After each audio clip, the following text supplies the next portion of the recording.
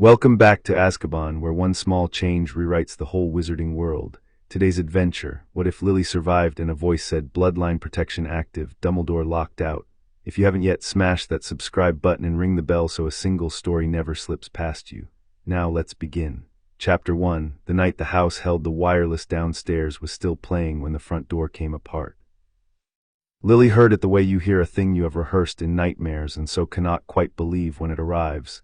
The splintering crack, the sudden silence where the music had been, James's voice pitched higher than she had ever heard it. "Lily, take Harry and go." "It's him, go, I'll hold him off." She was already moving.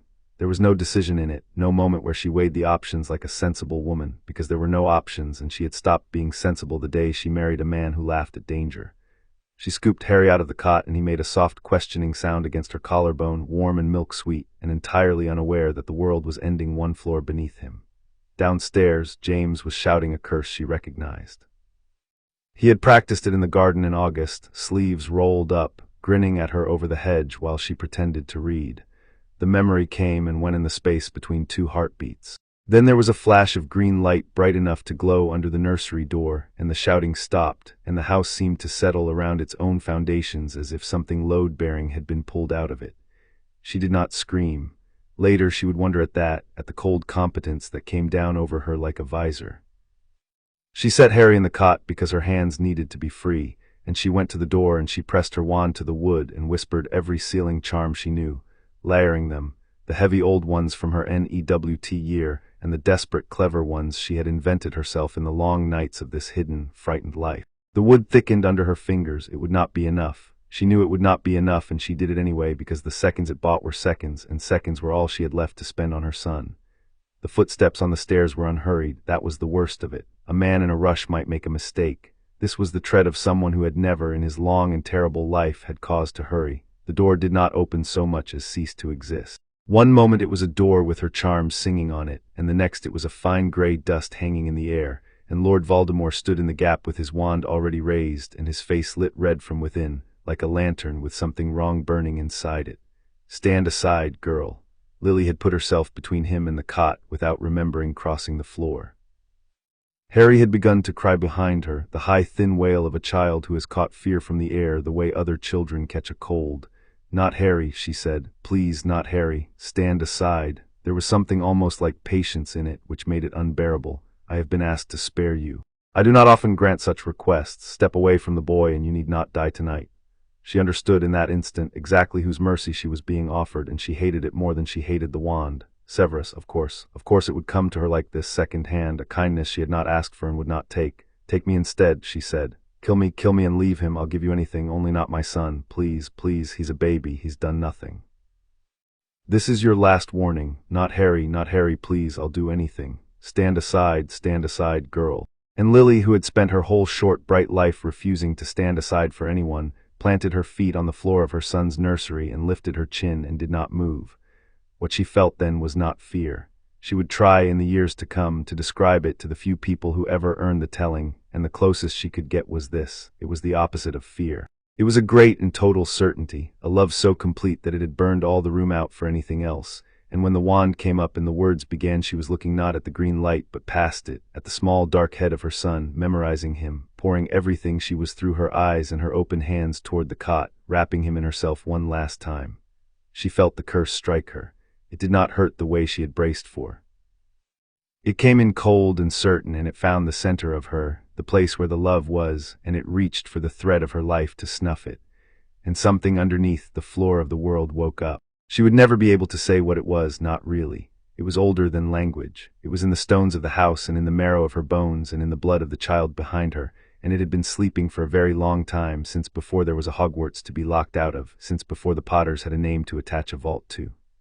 It woke the way a great old dog wakes when a stranger sets foot on the land, not slowly, not gently, but all at once with the whole of itself. She felt it take the curse. She felt it take the killing magic that had been meant to end her and turn it sideways, drink it, fold it into something else, and where the cold had reached for her life it found instead a thing it had not been told about. A sacrifice freely given, a mother's life laid down with both hands open. The magic did not want her corpse. That was the secret no one had ever told Tom Riddle, who collected deaths the way other men collect stamps. The old magic had never wanted the corpse. It wanted the willingness, it took the willingness and it spent it, and it left her body where it lay. The green light leapt off Lily and crossed the last foot of air to the cot, and it struck Harry full on the forehead, and it rebounded. The sound it made was not a sound, it was a pressure, a wrongness, a great wet tearing as a soul that had been cut into too many pieces was forced out of its body all at once. Lord Voldemort came apart in the middle of the nursery. The window blew outward, the cot rocked on its rails. And then there was nothing in the room that wanted to kill anyone, and the silence rushed back in, and Lily Potter lay on the floor of her son's nursery and breathed.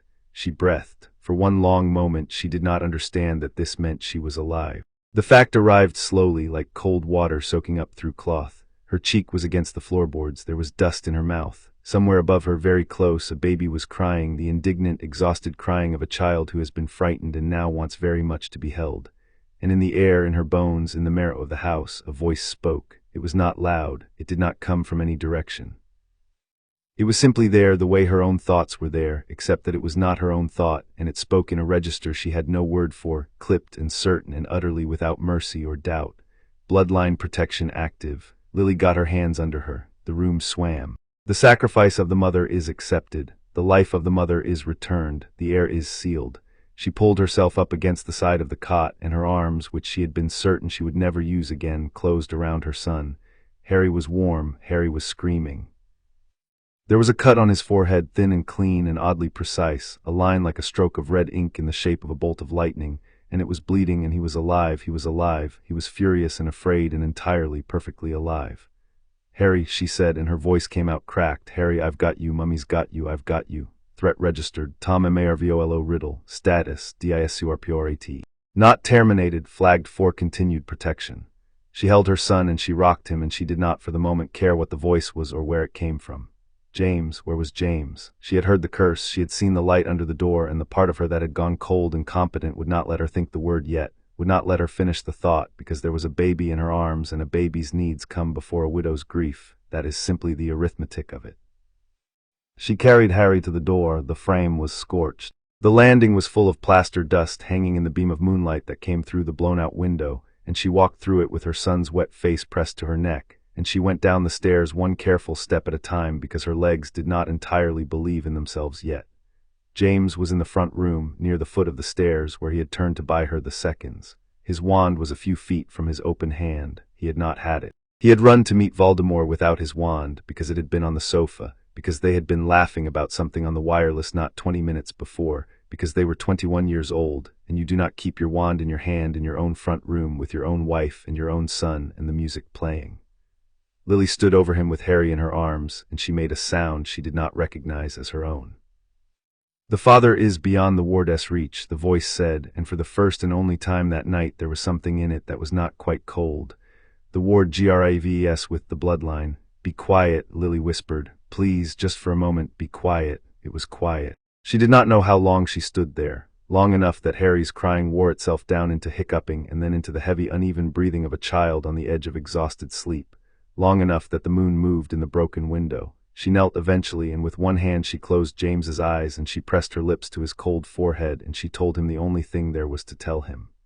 "I've got him," she said. "Do you hear me, James Potter? I've got him. He's alive and I'm alive, and I've got him, and I am going to raise him, and he's going to be so loved and so clever and so kind and so much trouble, and you would have been insufferable about all of it."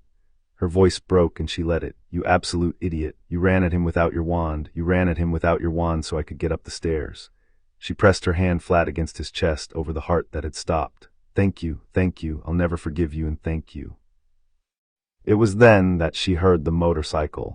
It came in low over the village, the engine note dropping as it descended, and Lily was on her feet before she had decided to stand. James's wand snatched up from the floor in her free hand because her own was upstairs, and she would not go anywhere unarmed again as long as she lived. She backed toward the wall where she could see both the front door and the stair, Harry tight against her, and she waited. But the engine cut out short of the house, and the footsteps that came up the garden path were too heavy and too many to be a man. The door, what was left of it, was pushed gently open, and a face the size of a dustbin lid peered around the frame, half hidden in a wild black beard with two glittering beetle-black eyes streaming tears. "Lily," said Rubeus Hagrid in a whisper that rattled the windows. "Lily Potter, ye're begging your pardon, but ye're meant ter be." He stopped. He looked at her and at the wand in her hand and at the small dark head tucked under her chin, and his enormous face crumpled. "Ye're alive," he said. Thank Dumbledore, ye're alive." Hagrid, some of the cold went out of her. Whatever else was true tonight, Hagrid had carried her trunk to the boats in her first year and cried at her wedding and would no more harm her child than he would harm his own heart. "What are you doing here?" "Professor Dumbledore sent me." Hagrid came another step into the wreck of the front room, and then he saw James on the floor and made a noise like a building falling down and pressed the back of one vast hand to his mouth. "Oh, James, oh, no number," the tears came faster. "He sent me tur fetch Harry. Said something terrible had happened, said the wards had gone and he could feel it from the castle, and he sent me tur bring the boy to him, safe, straight away, and he'd bring Harry where to. Well, tur Dumbledore, he'll know what's tur be done. See, he always knows. He said he'd see Harry placed safe." Hagrid's eyes went helplessly to the bundle in her arms. Only ye're here. Ye're alive, so I don rightly know what." Lily's arms tightened around her son, and the voice came again, and this time it did not speak only to her. She felt it pass outward through the broken house and the disordered air, a cold, clear pulse that touched Hagrid where he stood and made his beard prickle. Intrusion registered. Instruction issued. Remove the heir from the bloodline. Origin ALBUSPERCIVALWLFRICBRIAN Dumbledore. Status DNIED. Hagrid went very still. "What he said was that. You heard it too," said Lily. It was not a question. She was looking at her son's face, at the lashes wet against his cheeks, and her mind, which had spent the night doing nothing but love and grieve, began at last to think. "Hagrid, listen to me. I am not handing Harry to anyone. Not to you, not to anyone Dumbledore sends, not to Dumbledore himself. Do you understand me? But Professor Dumbledore, James is dead." She said it flat and plain, because she had finally let herself finish the thought, and there was a savage relief in being able to say the words like a fact, instead of carrying them like a wound. "James is dead on the floor of our house. The secret keeper sold us. I have been hunted for a year, hidden in a cottage with the curtains drawn, and the one man everyone told me to trust above all others, the man who knew exactly where we were, has sent you in the dead of night to take my son away before I'm even cold." She heard her own voice climbing and let it climb. "And the house itself is telling me number the blood of my husband's family in the walls of this place, is telling me number so no, Hagrid. The answer is no, and the answer is going to keep being no, and you are going to go back to Albus Dumbledore and tell him that Lily Potter is alive and her son is staying with her." Hagrid looked at her for a long moment, then he looked at James. Then slowly he looked down at his own enormous empty hands, which had come all this way to carry a child, and found that they did not want to.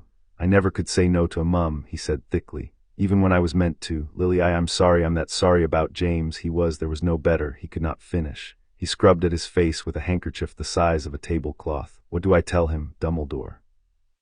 "He'll want to know everything. Tell him the truth. Tell him I'm alive and I have my son and I have read whatever it is that's written in these walls more clearly than he has, and that if he wants to speak to me he can do it to my face in daylight with his hands where I can see them."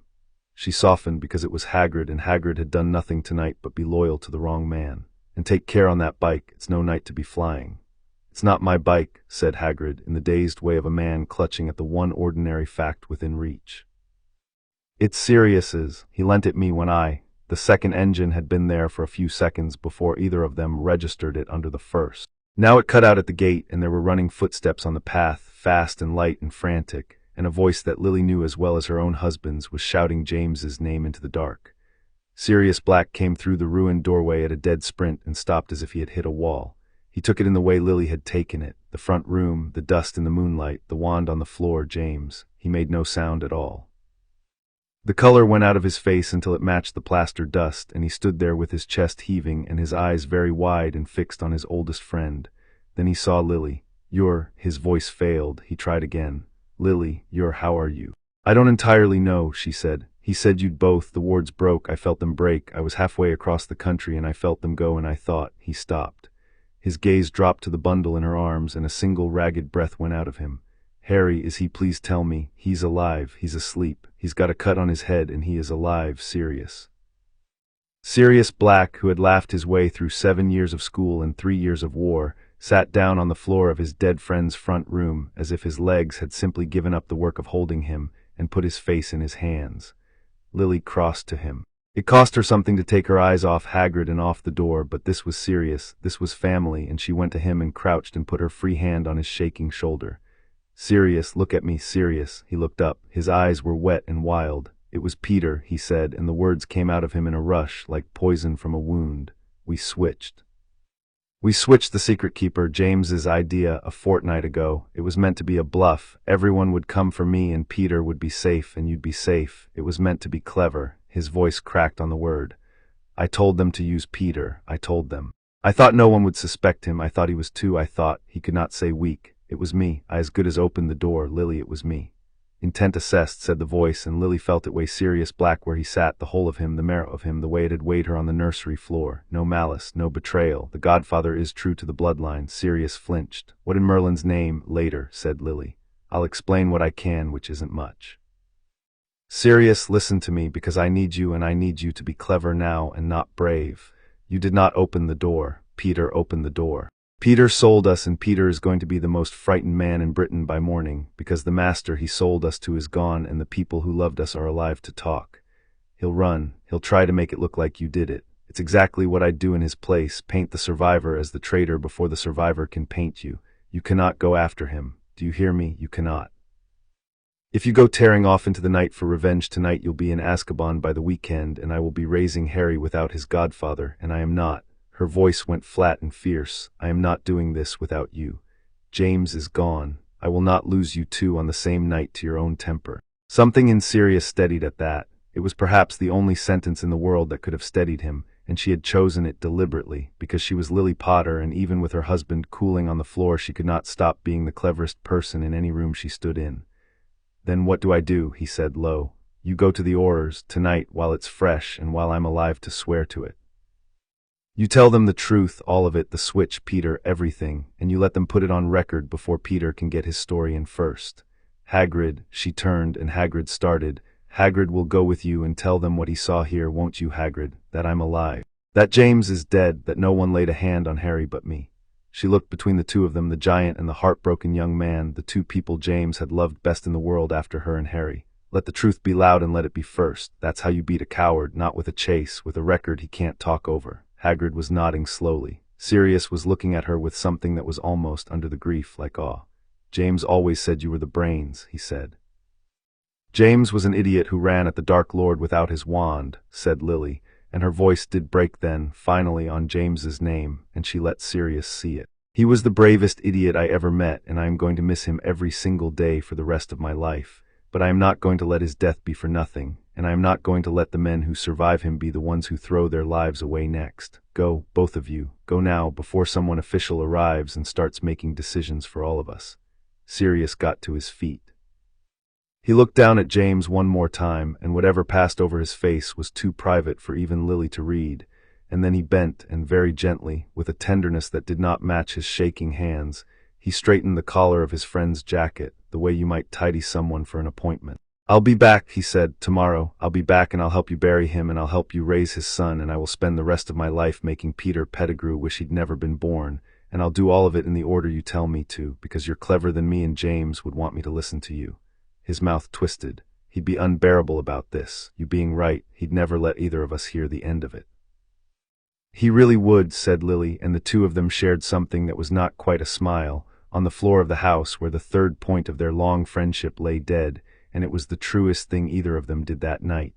They left. The two engines started in the garden and rose into the dark, going north toward London and the Auror office, and Lily stood in the doorway with her son and watched the red taillights dwindle until the night swallowed them. Then she was alone in the wreck of her home, with the body of her husband and the living weight of her child, and a voice in the walls that had killed a Dark Lord's curse with her own offered life. She went back inside. She did not look at James again, not because she did not want to, but because if she looked at him again, she would not be able to do anything else, and there were still things to do.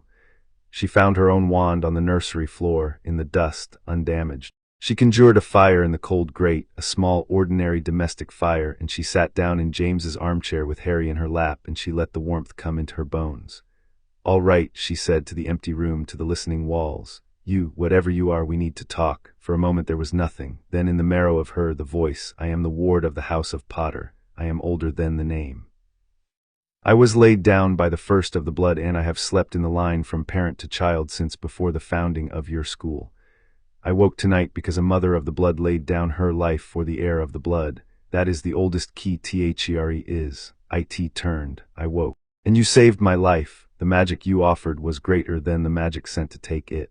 I spent what you gave and I had enough left over to keep you. The bloodline does not waste a mother who is willing to die. It would rather she live to raise the child she was willing to die for. Lily looked down at Harry, asleep at last, one fist curled against her breastbone, the red line on his forehead already scabbing dark.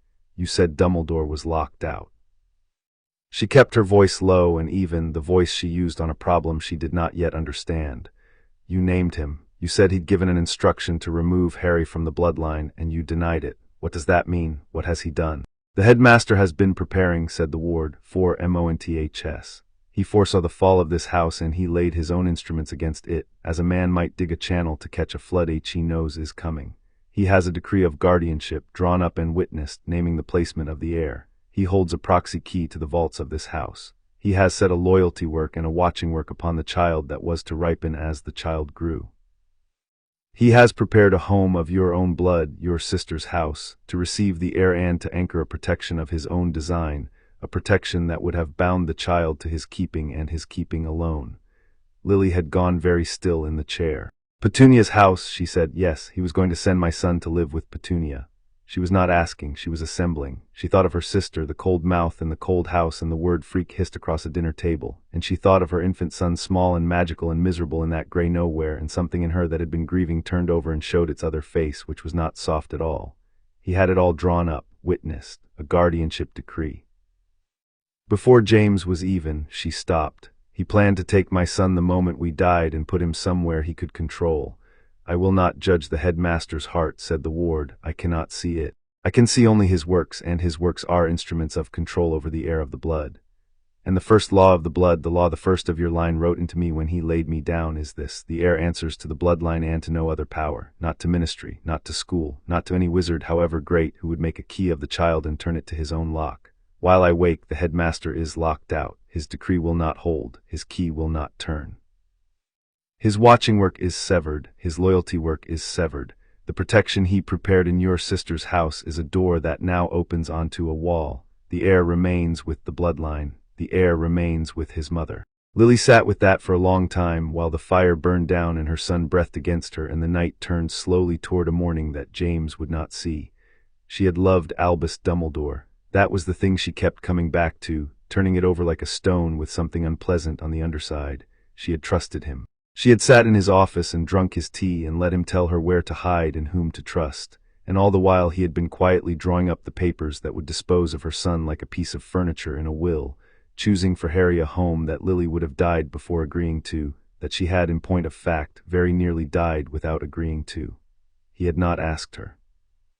It had not occurred to him to ask her, because in the world inside Albus Dumbledore's head, Lily Potter was a brave young woman who would be conveniently dead, and dead women do not have opinions about the raising of their sons. Well, she was not conveniently dead. She was inconveniently, defiantly, ferociously alive, and she had James's wand in her lap and her own wand in her hand and an ally in the walls of her house older than the man who had thought to outwit her, and she found that the grief and the fury had fused together into something hard and bright and very, very calm. Listen to me, she said to the ward and to her sleeping son and to her dead husband and to the empty house and to herself.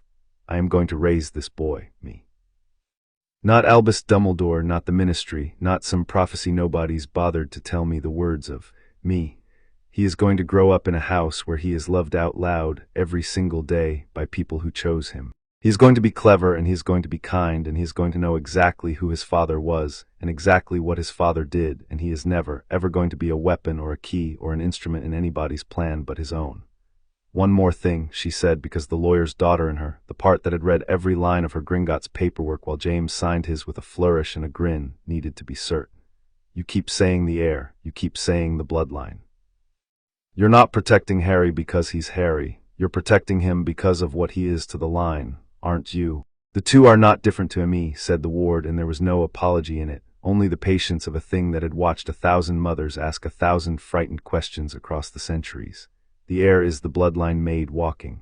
I protect what the first of your line charged in me to protect. But hear this, mother, and take what comfort it gives. The first of your line was no cold man. He did not build a me to guard a name on a vault. He built me on the night his own son was born, because he looked at the child and could not bear a world in which someone might take the boy from him and make of him a tool. That is the magic that woke tonight. It is not the magic of gold. It is the magic of a parent who would rather burn the world down than see their child owned. You already know that magic. You cast it on the nursery floor an hour ago. That is why I woke for you and not for another. You and the first of this line want the same thing. I am simply the older of the two who want it. Lily was quiet for a while. All right, she said at last, and something in her chest that had been clenched since the door came apart loosened a degree, no more, but a degree. All right, then we want the same thing, you and I, and we'll get on. I won't pretend I understand you. I've spent half my life teaching myself magic the books said couldn't be done, and you are older than the books, and that ought to frighten me more than it does. She rested her cheek against the top of Harry's head. But I'll take an ancient, terrifying ally over a kind, manipulative one tonight. At least you're honest about what you are. She looked down at Harry. He had screwed his face up in sleep and unscrewed it again, chasing some baby dream, untroubled now, safe in the only place that had never once failed him. And if Albus Dumbledore wants to argue about it, she said, he can come and find me. He'll know where I am. I'm not hiding any more. Confirmed, said the ward of the House of Potter, and she felt it settle around the two of them like a great patient animal lying down at last across the threshold of its territory, watchful, immovable, awake.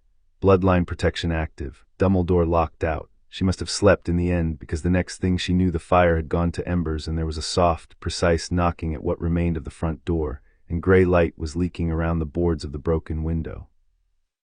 Lily came awake all at once, Harry still warm against her, her wand in her hand before her eyes were fully open. Through the gap where the door had been she could see a tall, thin figure in a tartan dressing gown over what looked like proper robes, standing very straight on the garden path with a traveling cloak clutched tight at the throat.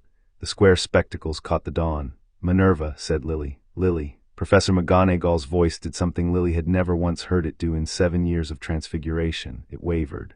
"Albus told me you were dead, both of you. He came to the staff room at 2 in the morning, gray as ash, and told us that James and Lily Potter were dead, and the Dark Lord was gone, and the boy had survived, and he sent Hagrid and he made his arrangements, and then Hagrid came back not an hour ago and stood in the entrance hall and said you were alive, and Albus..." She stopped. She mastered herself in her usual way, by main force of will.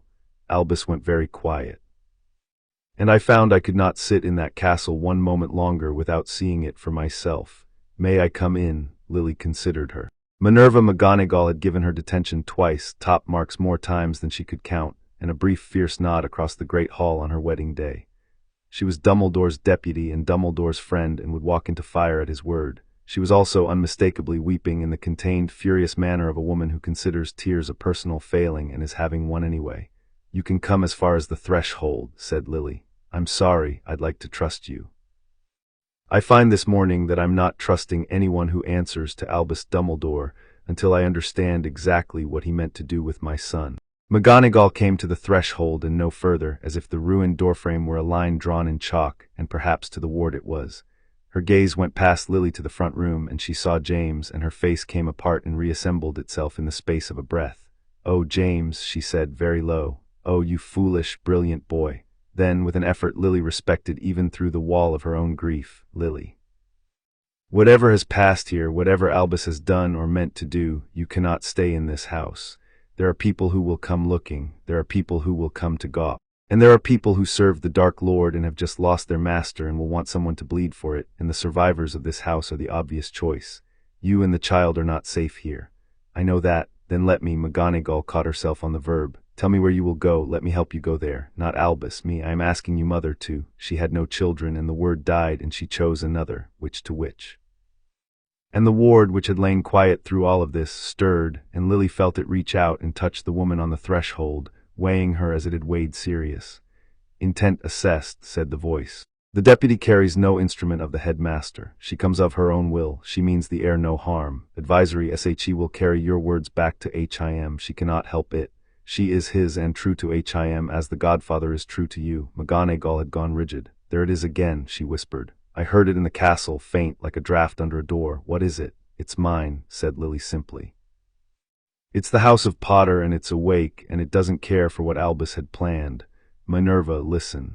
I'll tell you exactly where I'm going, because you're right that I can't stay, and because the ward tells me you mean it kindly, and because I have decided I would rather be honest and watched than hidden and helpless ever again in my life."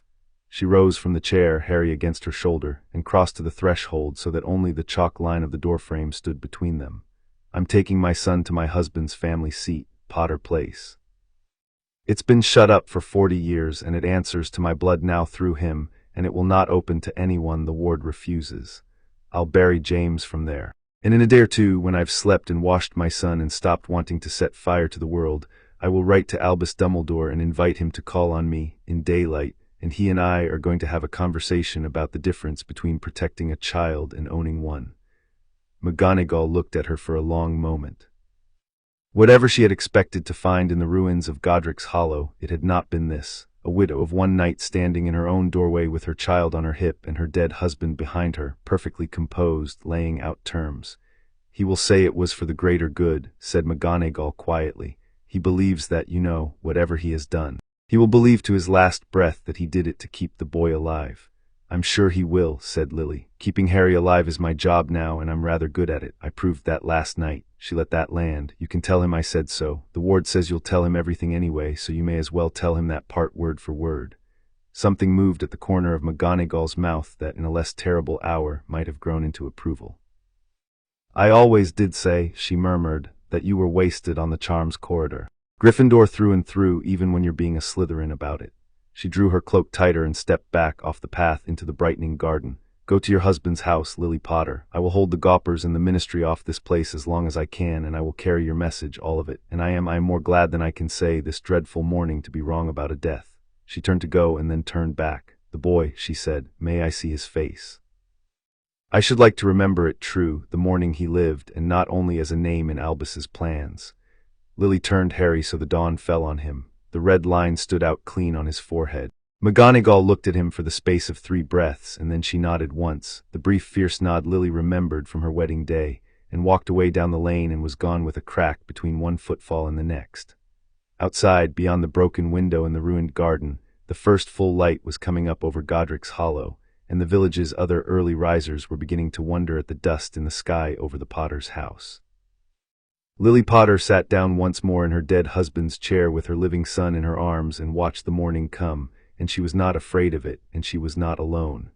Chapter 1 and Chapter 2, The Headmaster's Instruments. Potter Place had been shut up for 40 years, and it remembered her. That was the only way Lily could describe what happened when she carried Harry through the wrought iron gate 3 days after Godric's Hollow. The house was a long, low manor of grey stone set in a fold of the Welsh hills, the kind of place that did not announce itself, that you could walk past on the road below and never know was there. The drive was choked with weeds, the windows were grimed and blind, and the moment her foot touched the gravel, every dust sheet inside seemed to exhale at once, and the gate swung wide without a sound, and somewhere in the depths of the house a clock she had never wound began gently to tick. "Welcome," said the ward in the bones of the place now, louder here than it had been in Godric's Hollow, as if it had come home. "Welcome, Mother of the Air. The house of Potter opens to its own." "Thank you," said Lily, because her own mother had raised her to thank a kindness even when the kindness came from a sentient ancestral defense system. "Is it safe? None may cross this threshold whom I do not admit. The headmaster himself could not set foot on this gravel without my leave. You and the heir are as safe here as any living souls in Britain. It was enough. It would have to be enough." She carried her son up the steps and into the cool stone hall, where the dust sheets were drawing themselves off the furniture in slow white waves, and she found, against everything, that she could breathe. The first night in the house she did not sleep so much as keep vigil. She walked the rooms with Harry on her hip and a candle in her free hand, learning the place, and the place, in its turn, learned her. There were portraits on the stairs that turned to follow her, Potters going back and back, dark-haired and bright-eyed in most of them, she noticed, with the same unrepentant set to the mouth that James had worn whenever he was about to do something reckless and charming. None of them spoke. The ward, she gathered, kept them quiet out of respect for a house in mourning.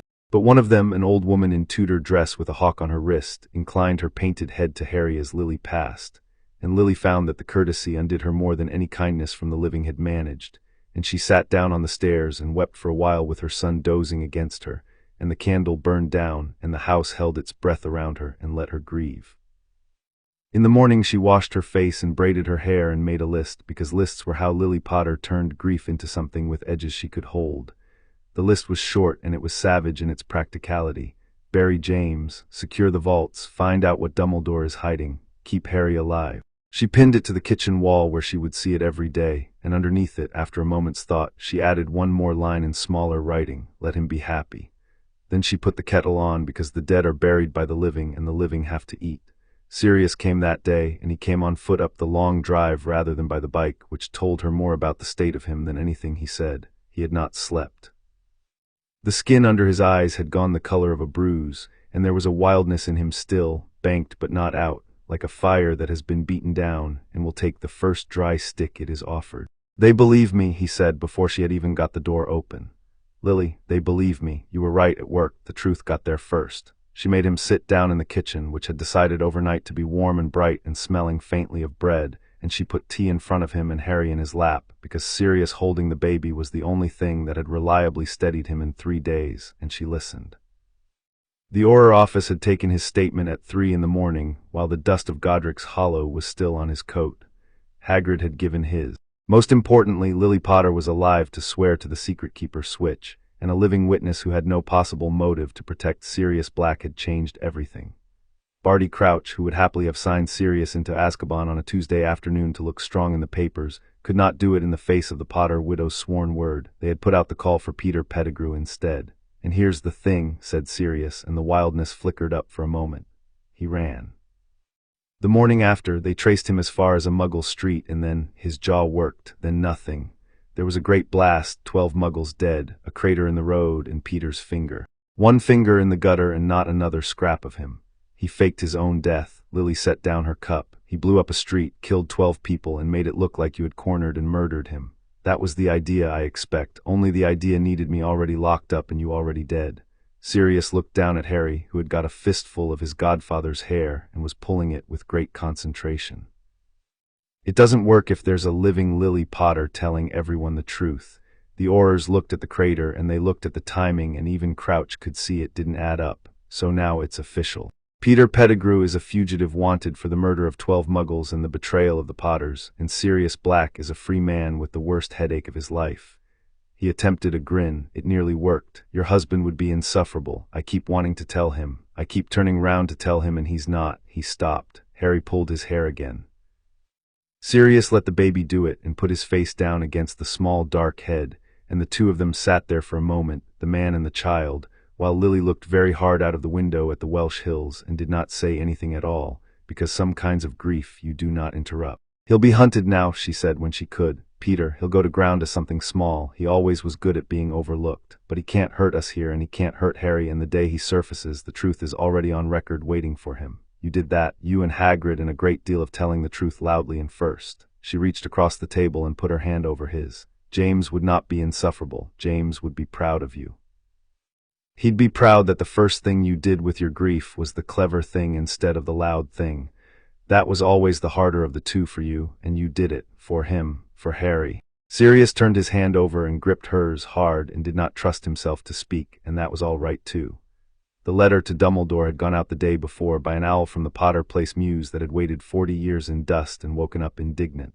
Lily had written it in her neatest hand, 3 sentences, no more. "You will wish to speak with me. You may call at Potter Place on Thursday at 11. Come alone, come honestly, and come prepared to answer questions." She had signed it Lily Potter and added nothing else, because she had learned in 7 years of letters home and 3 years of war that the shortest message was the one that could not be argued with. Him at 11 exactly. She watched him from the window of the morning room, a tall figure in robes of deep blue, walking up the long drive at the unhurried pace of a man who has decided that arriving flustered would be a tactical error. He stopped at the gate. Lily saw him put out one long hand toward the iron, and she saw the gate decline to open, and she saw him stand there for a moment, considering it, an old chess player meeting an opening he had not been shown before. "Admit him," said the ward. "Admit him as far as the morning room," said Lily. "No further, and tell me everything you find on him." The gate opened. Albus Dumbledore came up the drive, and as he crossed the gravel, Lily felt the ward run over him the way a customs officer runs his eyes down a traveler's trunk, and the notifications began, quiet and clipped and relentless, one after another in the back of her skull.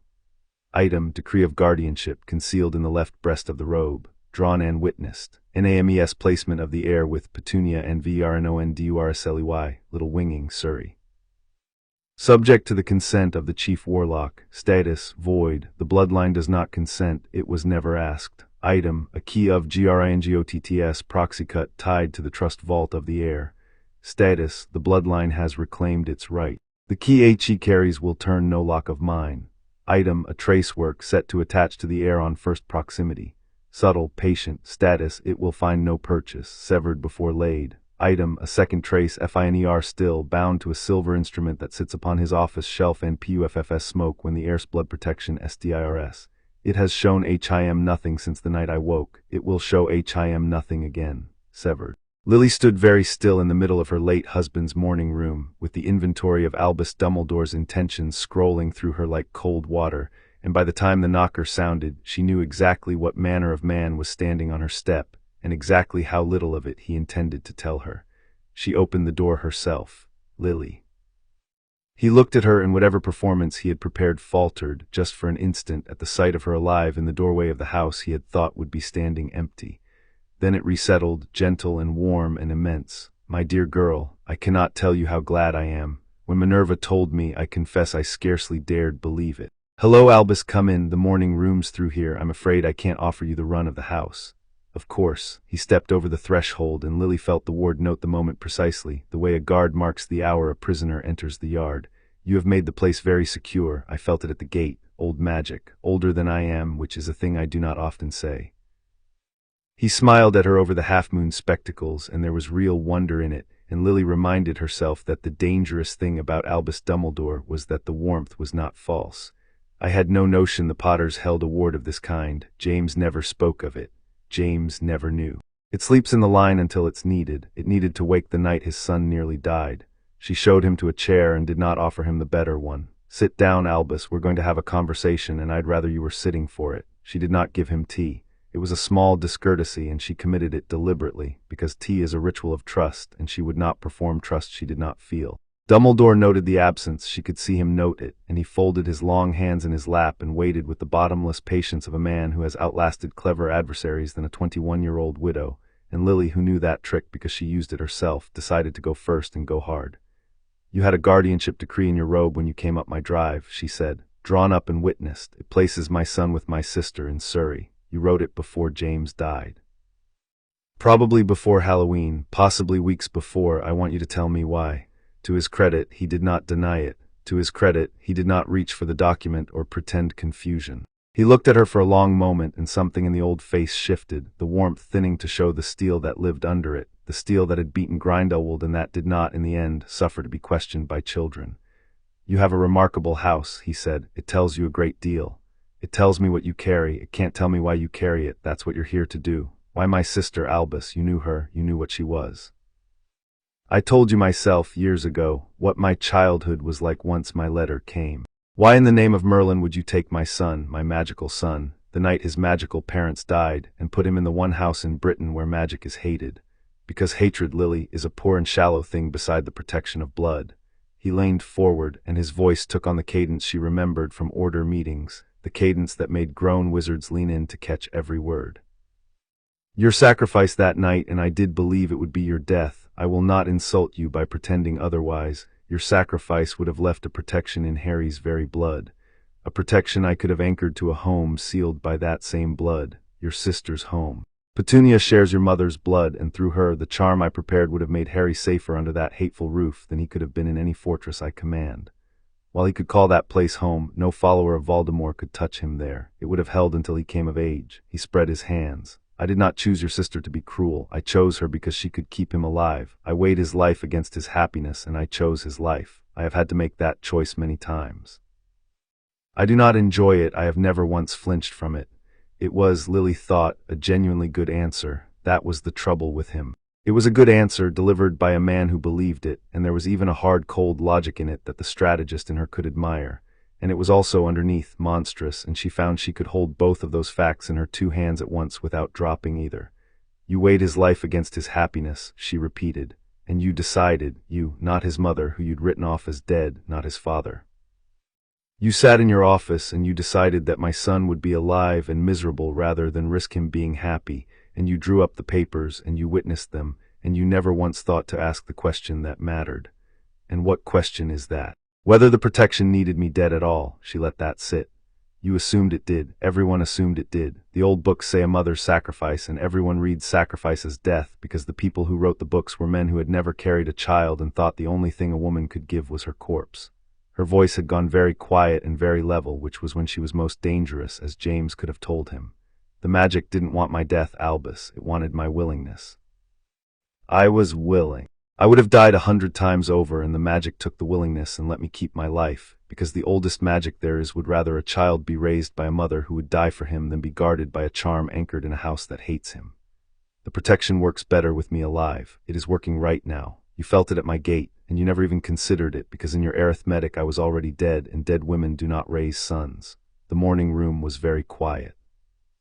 Somewhere in the house the 40-year clock ticked. No, Dumbledore said at last, and for once there was something in his voice that was not performance. No, I did not consider it. You are right to name it. I looked at the prophecy and I looked at the war and I saw the shape of the thing I expected to see, and I built my plans around it. It is a failing of clever men, Lily. We mistake the future we have modeled for the future that will come. I have made that mistake before. It has cost lives before. He looked for a moment genuinely old. I am glad, more glad than my plans can account for, that it did not cost yours. Tell me about the prophecy.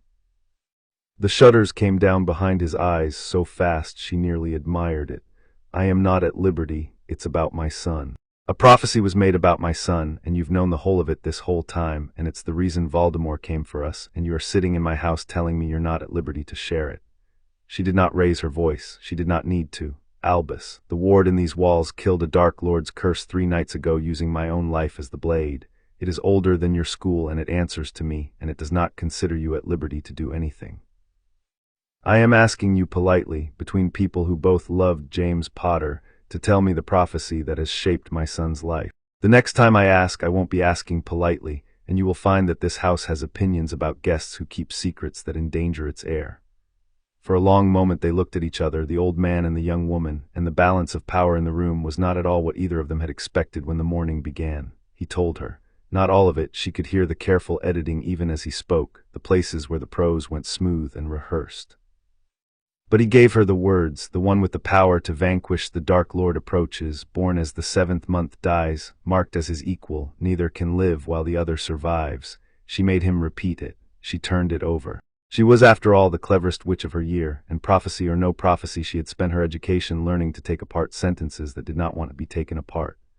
Marked as his equal, she said slowly. He's marked, the scar. Voldemort marked him that night. The prophecy made itself true the moment he came to our house. She looked up sharply. And neither can live while the other survives. You said Voldemort isn't dead. The ward says it too. Discorporate, not terminated.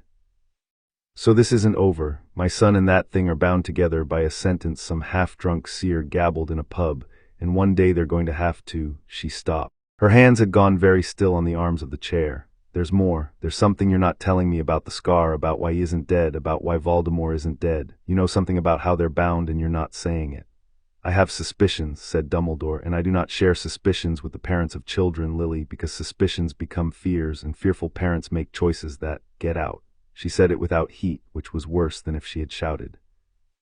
I'm not throwing you out of the house, Albus. I'm throwing you out of the conversation. We're done for today. You came here hoping to manage me, and you've discovered you can't, and you've decided that the way to keep your power over my son is to keep your secrets, and I am telling you that the days of you managing the life of Harry Potter ended 3 nights ago on a nursery floor. She stood. I'll find out what you're hiding. I have a ward older than your secrets and a great deal of motivation and no school to run in the meantime. And when I find it, you'll wish you'd simply told me, because we might have been allies, and instead we're going to be whatever this is. Dumbledore rose. He did not argue. That was the thing about him she would remember longest from that morning, that when he saw a position was lost, he conceded it cleanly, gathered his pieces, and began at once to think about the next game. He paused at the door of the morning room. You will let him come to Hogwarts, he said. It was not quite a question. When he's 11, if he wants to, on terms I'll set when the time comes, not because you'll have managed it. Because a boy should learn magic, and yours is the best school there is, and I'm not so proud that I'll cripple my son's education to spite you. She held his gaze. But understand me. He will arrive at your school as a free person with a mother and a home and a ward at his back, and not as an orphan you've raised on bread and rationed kindness, grateful for whatever scraps you choose to give. The boy you were planning to make does not exist, Albus. I'm making a different one. The headmaster departs, said the ward, as Lily watched the deep blue robes recede down the long drive. He carries his instruments still. They are broken in his hands and he knows it. He will not try the same lock twice. He is not a fool. Advisory, a man who cannot win a thing openly will seek to win it by patience. Watch the long game, mother. Watch the school. Watch the ministry. He has friends in both. I know, said Lily softly, watching the gate close behind him. Believe me, I know. She thought that was the end of her visitors for the day. She was wrong. A presence at the gate, said the ward, perhaps an hour later while she was upstairs settling Harry for his afternoon sleep. It came so sharp and sudden that she had her wand in her hand before she registered moving. He has stood there some minutes without knocking. He does not expect to be admitted.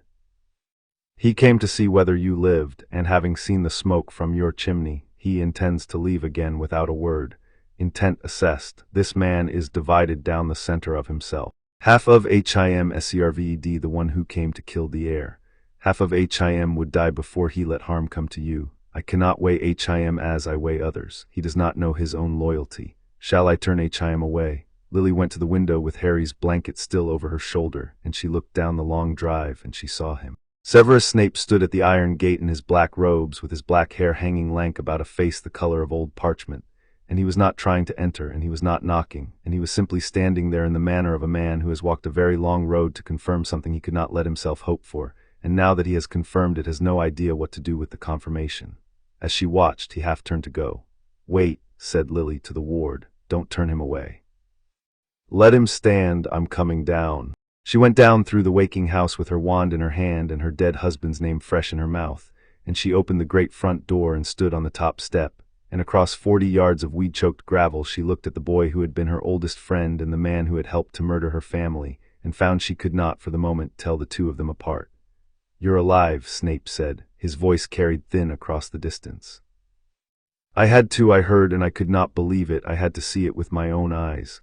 Why, said Lily, not a question, a demand. He flinched as though she had thrown something. You know why. I want you to say it. She came down one step.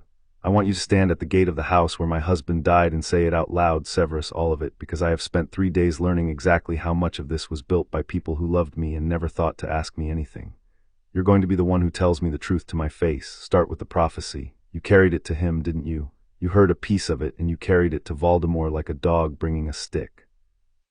The silence stretched, a wind moved in the long grass. Yes, said Snape, say the rest. I did not know it was you. The words came out of him cracked and fast, a dam giving way. I swear to you on whatever you like, I heard a fragment. A child born as the 7th month died, and I carried it to him because I was his and I wanted to rise in his service, and I did not know, I could not have known that he would read it as your son. And when he did, when I understood that I had put a knife in his hand and turned it toward you, I went to Dumbledore. I begged him. I told him I would do anything, give anything, become anything if he would only keep you safe. And I went to the Dark Lord and I begged him too, on the only ground I dared. I asked him to spare the mother, the woman. I could not say your name to him. I asked for your life like a small thing, a whim, so that he would not see how much it weighed. He stopped himself. He told me he would offer you the chance to step aside. I knew you would not take it. I have known you since we were 9 years old. I knew you would not step aside, and I begged him anyway, because the alternative was to do nothing, and I could not do nothing. Lily stood on the steps of Potter Place and let it wash over her, all of it, the confession she had demanded and now had to carry, and the thing the ward had said came back to her, divided down the center of himself. It was exactly right. Here was the man who had aimed the killing blow at her family. Here was the man who had spent himself to the bone trying to call it back. Both of them wore the same tired face and stood at the same iron gate, and there was no version of this where she got to keep only one of them.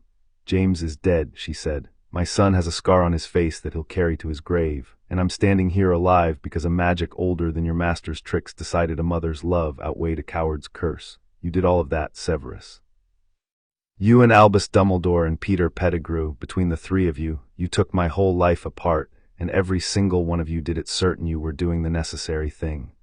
She drew a breath. And you also begged for my life. You went to the most dangerous man in the world and you knelt and you begged him to spare me, knowing what it would cost you if he ever understood why. I'm not going to pretend that doesn't matter. I'm not going to pretend I don't know what it cost you to come up that drive today, but I need you to hear me, and I need you to hear me without flinching, because you owe me at least that. He raised his head and looked at her, and he did not flinch.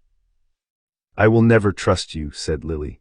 Not the way I did when we were children lying in the long grass behind the mill. That girl is gone. You helped kill her the same night you helped kill James. But I am not going to spend the rest of my life hating you, because hate is a fire and I have a son to raise, and I will not raise him by that light.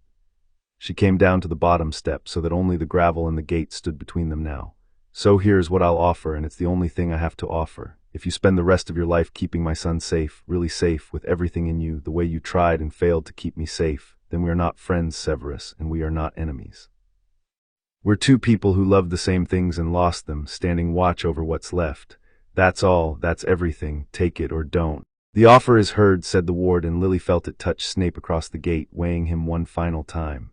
The man accepts it in his heart before his mouth can shape the words, S.O. noted. He will not cross this threshold uninvited, but he will die before he lets the heir come to harm. Record HIM mother as a watcher of the house. An uneasy one, a true one. Snape's jaw moved. When he spoke his voice had gone very low. I accept, he said. I would have done it whether you offered or not, but I accept. And then, before she could answer, with the abruptness of a man who knows he has stayed past the limit of what he can bear, he has your eyes. I saw him at the window. He has your eyes. I know, said Lily. Everyone keeps telling me. Snape inclined his head, once the bow of a man who has been granted more than he had any right to ask for, and he turned and walked back down the lane, and the gate, by its own old judgment, did not close behind him until he was out of sight, which Lily understood to be the ward's way of leaving a door very slightly ajar. Remus arrived that afternoon, which she had half expected and was entirely glad of, because there were now exactly 3 living people James had trusted without reservation, and she intended to keep all 3 close. He came shabby and gentle and gray before his time, and he held Harry with a tentative care, the baby's head cupped in one scarred hand, and when she told him about the day's 2 visitors he listened completely in his old fashion, turning each fact over before he set it down. Dumbledore's not wrong that the protection kept you alive, Remus said at last. And he's not right about how he went about it. Both of those are true at once. That's the most uncomfortable thing about Albus. He's usually about 60% correct, and the other 40% gets people hurt, and he never seems to notice which is which until afterward. He bounced Harry gently. And Severus. Severus is 40% the worst thing that ever happened to me, and 40% the only reason I'm alive, and the remaining 20 I haven't worked out yet.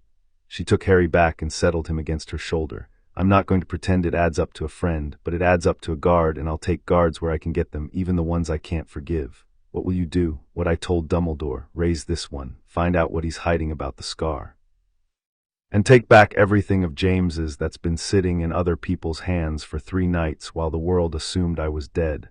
She had been making a list in her head since the gate closed, which means Gringotts. Tomorrow, before any proxy key gets used, before any sympathetic official decides the Potter estate needs managing for the orphan's benefit.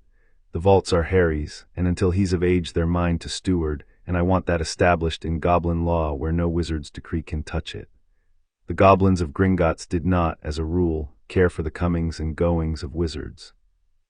They cared for gold and for contracts, and for the precise and ancient rules by which the two were bound together, and it was on exactly that ground that Lily Potter chose to meet them. She went the next morning with Harry in a sling against her chest and Sirius at her shoulder as a witness of standing, and she asked not for a teller, but for the manager of the Potter accounts by name, which was a thing most wizards did not know they could do.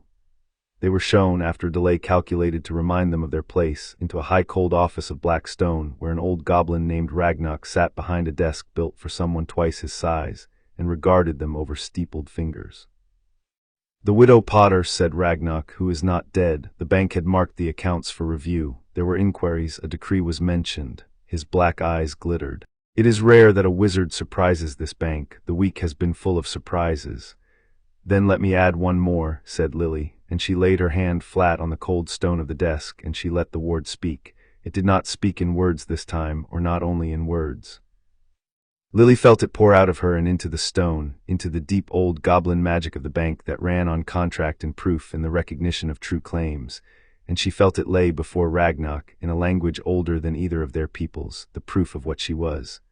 Mother of the heir, steward of the bloodline, holder of the woken ward of the House of Potter. The clarity of it rang in her own skull, and she saw from the way the old goblin went rigid in his as well. Stewardship of the House of Potter is vested in Lily Potter, mother of the heir, until the heir comes of age. No decree, no proxy, no wizard's charter stands above this claim. The bloodline itself attsts it, let the bank record it true. There was a long silence in the office of Blackstone. Well, said Ragnarok at last, and something that might on a goblin have been respect crossed the seamed old face. The bloodline attests. That is a witness we have not heard speak in this bank in 300 years. He drew a fresh sheet of contract vellum toward him with one long-fingered hand. Any proxy key cut to these vaults is hereby void. Any inquiry regarding the management of this estate is hereby closed. The accounts answer to Lily Potter, steward, and to none other, and the bank will defend that claim against any wizard who disputes it, up to and including the chief warlock of the Wisengamot, because the bank does not care who he is and the bloodline outranks him. He looked up, and the glitter in his eyes had turned just slightly to the warmth goblins reserve for a transaction conducted with proper respect for the rules. There is more, you should know it. The trust vault holds gold enough to raise a dozen children, but the family vault, the deep one, the one no one has opened since James Potter's grandfather died, that one holds the records of the house, deeds, marriages, the grants of old protections. He paused. If you wish to understand the ward that speaks through you, Mistress Potter, the understanding will be there in your husband's family's own hand. The bank can take you down to it whenever you choose. Today, said Lily without hesitation. I'll go down today. She did, with Harry held tight against the lurch of the cart, and Sirius gripping the rail and laughing despite everything as they plunged into the dark. And in the deepest vault of the house of Potter, among coin gone soft and green with age and suits of armor and a stack of brooms that predated the sport, she found a great iron-bound book, and on its first page, in a cramped medieval hand, the founding charge of the ward, that no child of this blood shall be made the instrument of another's will, not by king nor council nor wizard however wise, while the house endures and a parent of the blood draws breath to defend it. She read it twice, standing in the cold, gold-smelling dark with her son asleep in his sling, and then she closed the book and held it against her chest along with the baby, the whole inheritance of a family that had loved its children fiercely enough to write that love into the bones of the world. She walked out of Gringotts into the cold, bright Diagon Alley morning with her son against her heart and the entire estate restored to her keeping, and not one wizard's signature anywhere on any of it, and Sirius, beside her, let out a low whistle. Remind me, he said, never to be on the other side of a desk from you. You won't be, said Lily, your family. Family gets the warm chair and the good tea. She adjusted the sling, and for just a moment in the ordinary bustle of the alley, with the bank's gold doors at her back and her son's breath warm on her collarbone and James 4 days dead, she let herself feel one clean, uncomplicated thing all the way through, and the thing she felt was triumph. She did not say it aloud. She did not need to. She had walked into the oldest institution in wizarding Britain and made it bend to an older truth than any of its rules, and she had done it for her boy, and James would have laughed out loud and kissed her in front of everyone, and she carried the shape of that imagined laughter all the way home. Chapter 2 and Chapter 3. Raising him by the time Harry was 5, he had worked out that the house talked, and he had decided this was completely ordinary, the way children decide that everything in their own home is ordinary, and he had started talking back. Ward, he would say, standing at the foot of the great staircase in his pajamas with his hair sticking up in 6 directions, is Mum awake yet? The mother woke 40 minutes ago, the ward would answer in the marrow of the walls. She is in the East Garden. She has not yet had her tea. Approach with care. Thanks, Harry would say, and pad off down the corridor in his socks to find her, and Lily, watching this from a doorway with her cold tea in her hands, would feel something in her chest that she had no intention of naming, because if she named it she would cry, and she had decided very early on that she would do her crying alone and give her son only the laughter. She had built a life in the 4 years since Godric's Hollow, and she had built it on purpose, the way she did everything. Potter Place had come back from its long sleep room by room, and now there were fires in the grates and bread in the kitchen, and a great untidy library that Harry was forbidden to enter unsupervised and entered constantly anyway. Sirius came most weekends, loud and bright and bearing presents that Lily had to confiscate at least half of. Remus came when the moon allowed, quiet and steady, and taught Harry chess and the names of the constellation. And once a month, on a schedule no one discussed, a thin dark figure would appear at the gate at dusk, stand for exactly long enough to confirm with his own eyes that the house was whole and the child was safe, and leave again without crossing the threshold. The ward always announced him the same way: the watcher is at the gate. Lily never went out to him, and she never sent him away, and the gate never closed until he had gone, and that was the whole shape of what she and Severus Snape had agreed to be to one another, and it held. Harry was, his mother thought, going to be trouble of the very best sort. He was quick the way James had been quick, with his hands and his mouth, and he was quick the way Lily was quick underneath where it counted, in the part of a person that notices things and keeps noticing them after everyone else has looked away. He had her eyes, which she had stopped minding being told, and James's terrible hair, which she had stopped fighting, and a way of asking questions that went 3 layers deeper than the question anyone expected a 5-year-old to ask. Why doesn't the ward talk to Uncle Sirius? He wanted to know one morning, perched on the kitchen table where he was not allowed to sit, eating toast he was not allowed to eat on the table. It does when it needs to. Mostly it talks to you and me because we're the bloodline. Lily lifted him off the table by the simple method of picking him up and set him in a chair and put the toast on a plate where God and the house elves intended toast to go. It's a family thing. It looks after the family. Is Uncle Sirius not family? He's family the way you choose family, she said, which is the best kind mostly because you mean it.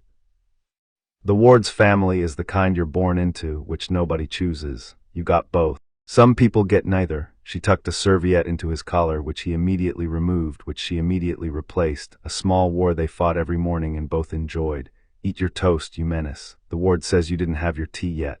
The ward, said Lily, is a tremendous gossip for a 1,000-year-old defensive enchantment, and will be having word. I pass on only what is true, said the ward, with what she had learned to recognize as its version of dignity.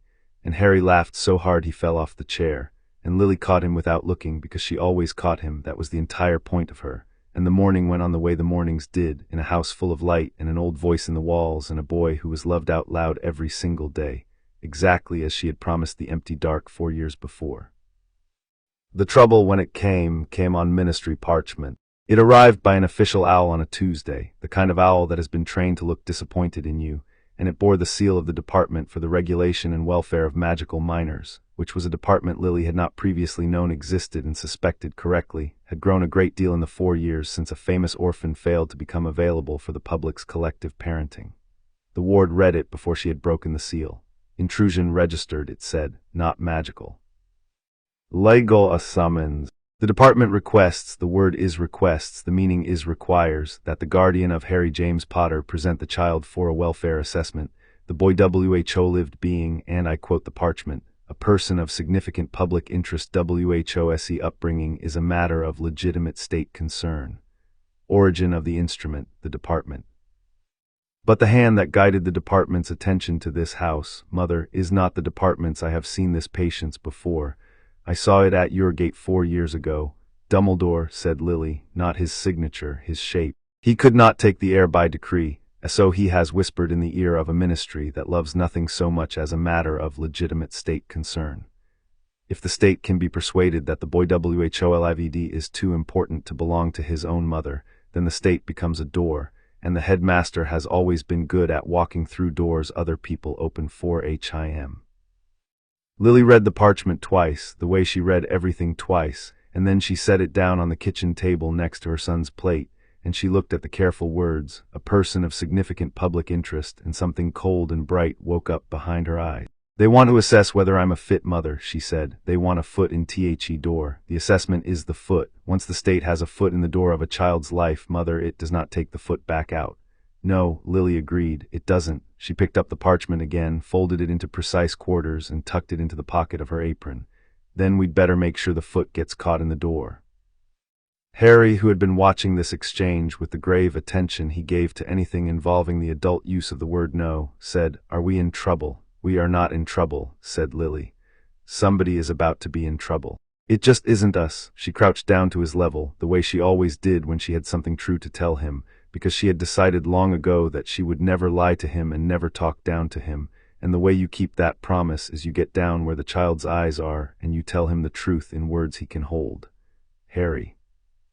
There are some people who think that because something bad happened to you when you were a baby, and because you were very brave and very lucky and very loved that night, you belong to everyone, like a statue in a square. They think the whole magical world gets a little piece of you. Harry considered this with enormous seriousness. I don't want to be a statue. You're not going to be. You're going to be a person with a mum and a home and an embarrassing godfather and a wizard chess habit you got from Remus and a great deal of toast. She tapped him on the nose. And I am going to go and explain that to the Ministry of Magic in words even they can understand. Now, do you want to help me, or do you want to go and lose at chess to your uncle? Help, said Harry instantly, because he was 5, and because everything his mother did looked, from where he stood, like the most interesting activity in the world. Help, help, I want to help. So she let him help. That was the other thing she had decided, somewhere in those 4 years, that she would not raise him in a glass case, would not hand him a soft padded childhood, and then expect a sharp, clever adult to emerge from it like a butterfly from nothing.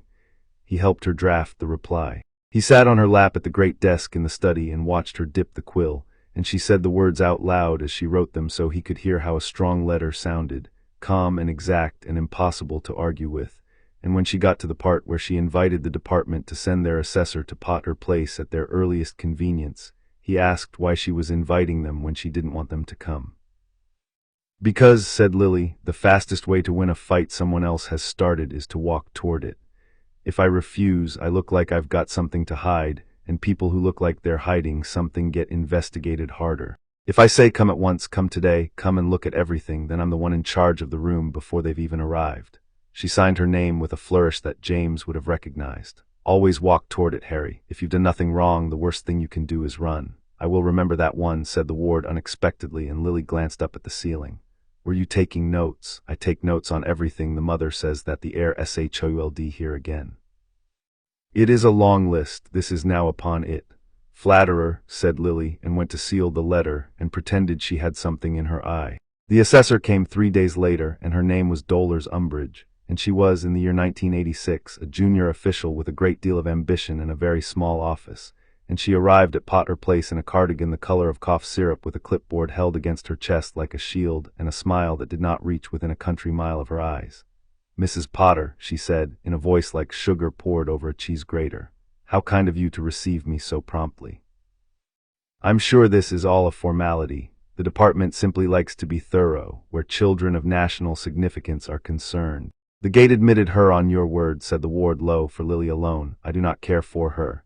She carries no instrument of the headmaster's. She carries something worse, her own ambition, which will bend to whoever feeds it. Today that is the people who sent her. Watch her hands. She is the kind who writes down what she has decided before she has seen it."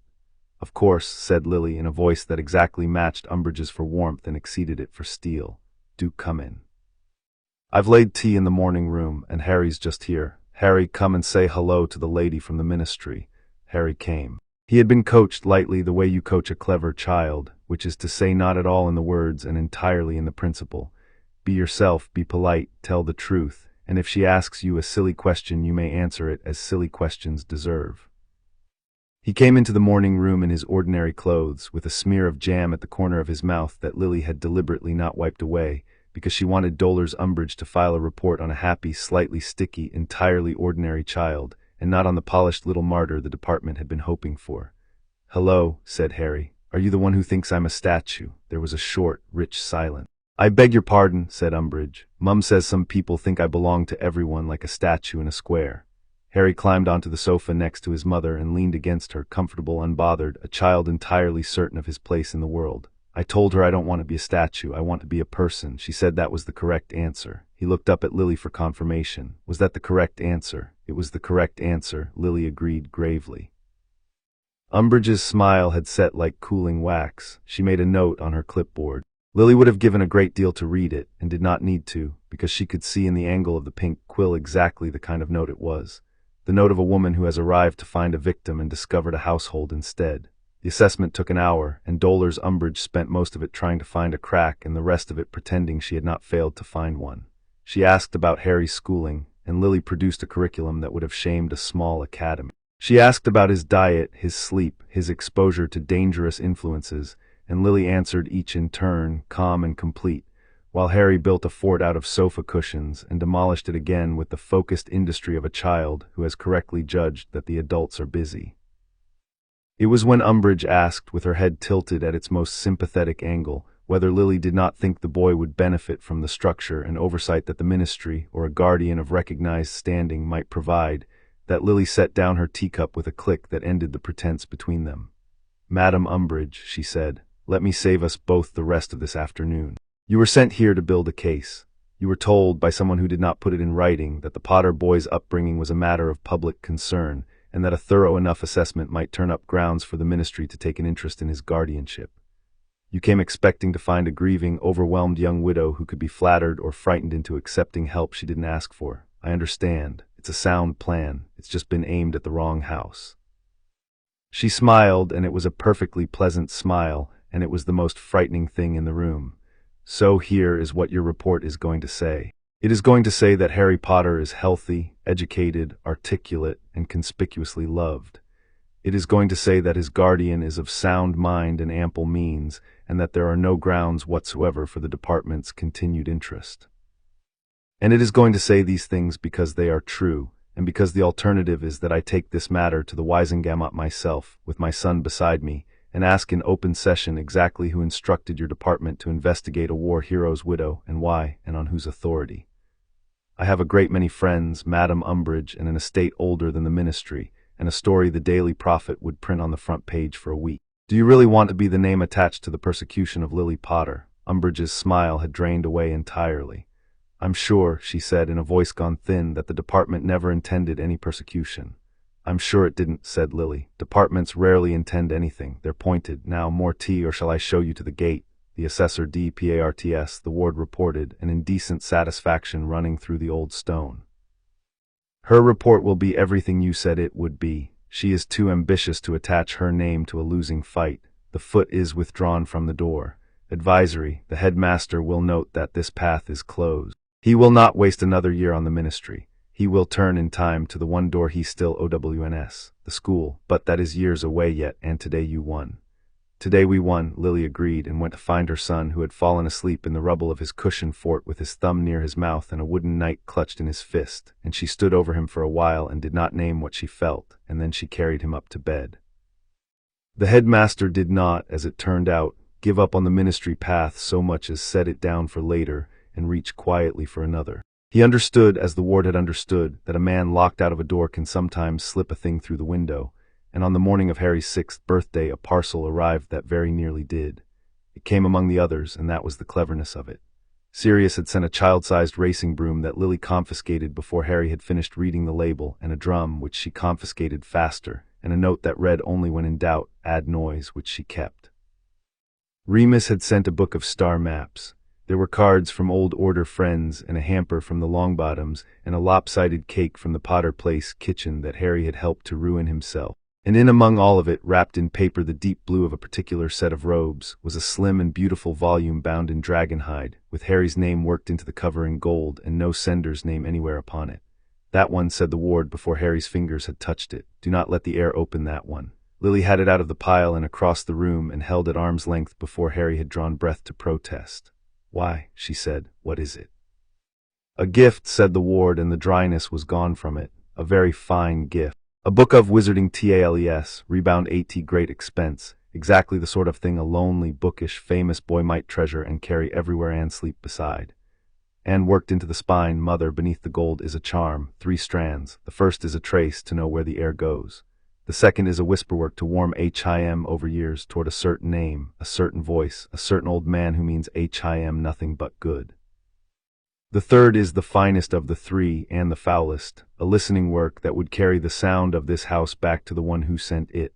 Origin, not signed. But I have read his hand before, in the decree, in the key, in the silver instrument that watched this child's blood. I know his work as a mother knows her own child's writing. This is Dumbledore's. Lily stood in the bright birthday-littered morning room with the beautiful poison thing in her hand, and Harry watched her with his head tilted, putting it together because he was 6 and he was sharp and he missed very little. It's from the man who thinks I'm a statue, he said. Isn't it? It is. He gave me a present so he could spy on us. He gave you a present so he could be near you slowly for years until you trusted him without quite knowing why. Lily crouched, the book held away from them both. That's the dangerous kind, Harry. Not the man who comes at your gate with a wand, that kind the house can handle in an afternoon. The dangerous kind is the one who sends you something lovely with a hook hidden inside it, and waits, and is patient, and is kind, and is your friend, until one day you find you'll do anything he asks because you can't remember a time you didn't love him. The house can't always see that one coming. You'll have to learn to. Will you let me show you? Harry, 6 years old, nodded, so she showed him. She set the book on the hearthstone and she taught her son, in words he could hold, how to feel for the difference between a thing and a thing with a hook in it, the faint, wrong warmth of a charm that wants something from you, and Harry pressed his hand toward the dragonhide cover and screwed up his face and said, after a while in a tone of deep offense, it feels sticky. Like it wants to hold my hand and won't let go. That's it, said Lily, and something in her chest lifted that she did not trouble to hold down. That's exactly it. That feeling, that sticky feeling, you trust it for the rest of your life, do you hear me? Anything that wants to hold your hand and won't let go, you put it down. Then she burned the book in the grate, the 3 charms unraveling in green and gold and a thin gray smoke that the ward drew up the chimney and dispersed before a single whisper of it could carry anywhere at all, and she wrote Albus Dumbledore a note that said in its entirety, "Harry says thank you for the book. He found it a little sticky. We won't be keeping it. With warm regards, Lily," and she sent it by the indignant Potter Owl, and she never received a reply, which she took, correctly, to mean that the message had been understood. The Death Eaters came in the autumn of Harry's 7th year, which Lily had always known they would eventually, because grief and defeat curdle in some people into a need to make someone pay, and the Potters were the most famous someone there was. There were 3 of them, and they came at night, over the back wall of the East Garden, and they were good. They had done their homework. They had waited for a night when Sirius was away and the moon was dark, and they had brought a Cursebreaker's tools to take down the wards, the ordinary wards, the ones Lily had layered over the gate and the windows with her own considerable skill.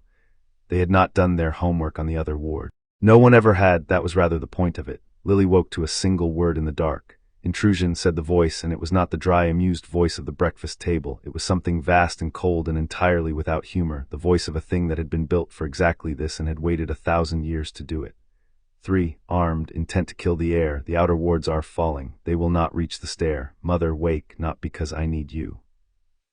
Because you will want to be awake for this. She was out of bed and across the landing and into Harry's room with her wand already lit before the first of the 3 had got the garden door open, and she gathered her son up out of sleep and put her body between him and the dark, the same arithmetic as the nursery, the same and forever, and she felt the house wake around her into something she had never felt it be before. The intruders got as far as the kitchen. Lily, standing at the top of the stairs with Harry behind her knees, heard it happen rather than saw it. She heard the first man's confident step onto the flagstones, and she heard the flagstones answer. The house did not fight in the way a person fights, with curses and counters. The house simply decided in its ancient and total way that these 3 were not admitted, and then enforced the decision with the full weight of a magic older than the statute of secrecy. The doors they had opened sealed behind them. The corridors they had entered grew long. The air they breathed remembered that it belonged to the House of Potter and did not belong to them. Lily heard a man scream that the walls were closing, and another shout a curse that died in his mouth, and a third begin, too late, to beg. "They are contained," said the ward. "They are not dead. I do not kill unless the heir's life leaves me no choice, because a house that kills freely becomes a thing its children fear, and I will not be feared by my own. They are bound in the kitchen, WNDLSS, for the AURORS. You may summon them at your leisure. The heir is safe. The heir was never for one moment in danger. That is what I am for."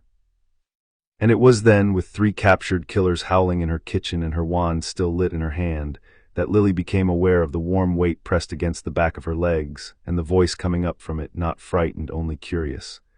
"Mum," said Harry, "the house is doing the thing, the protecting thing, isn't it?" She turned and crouched and looked at her son in the wand light.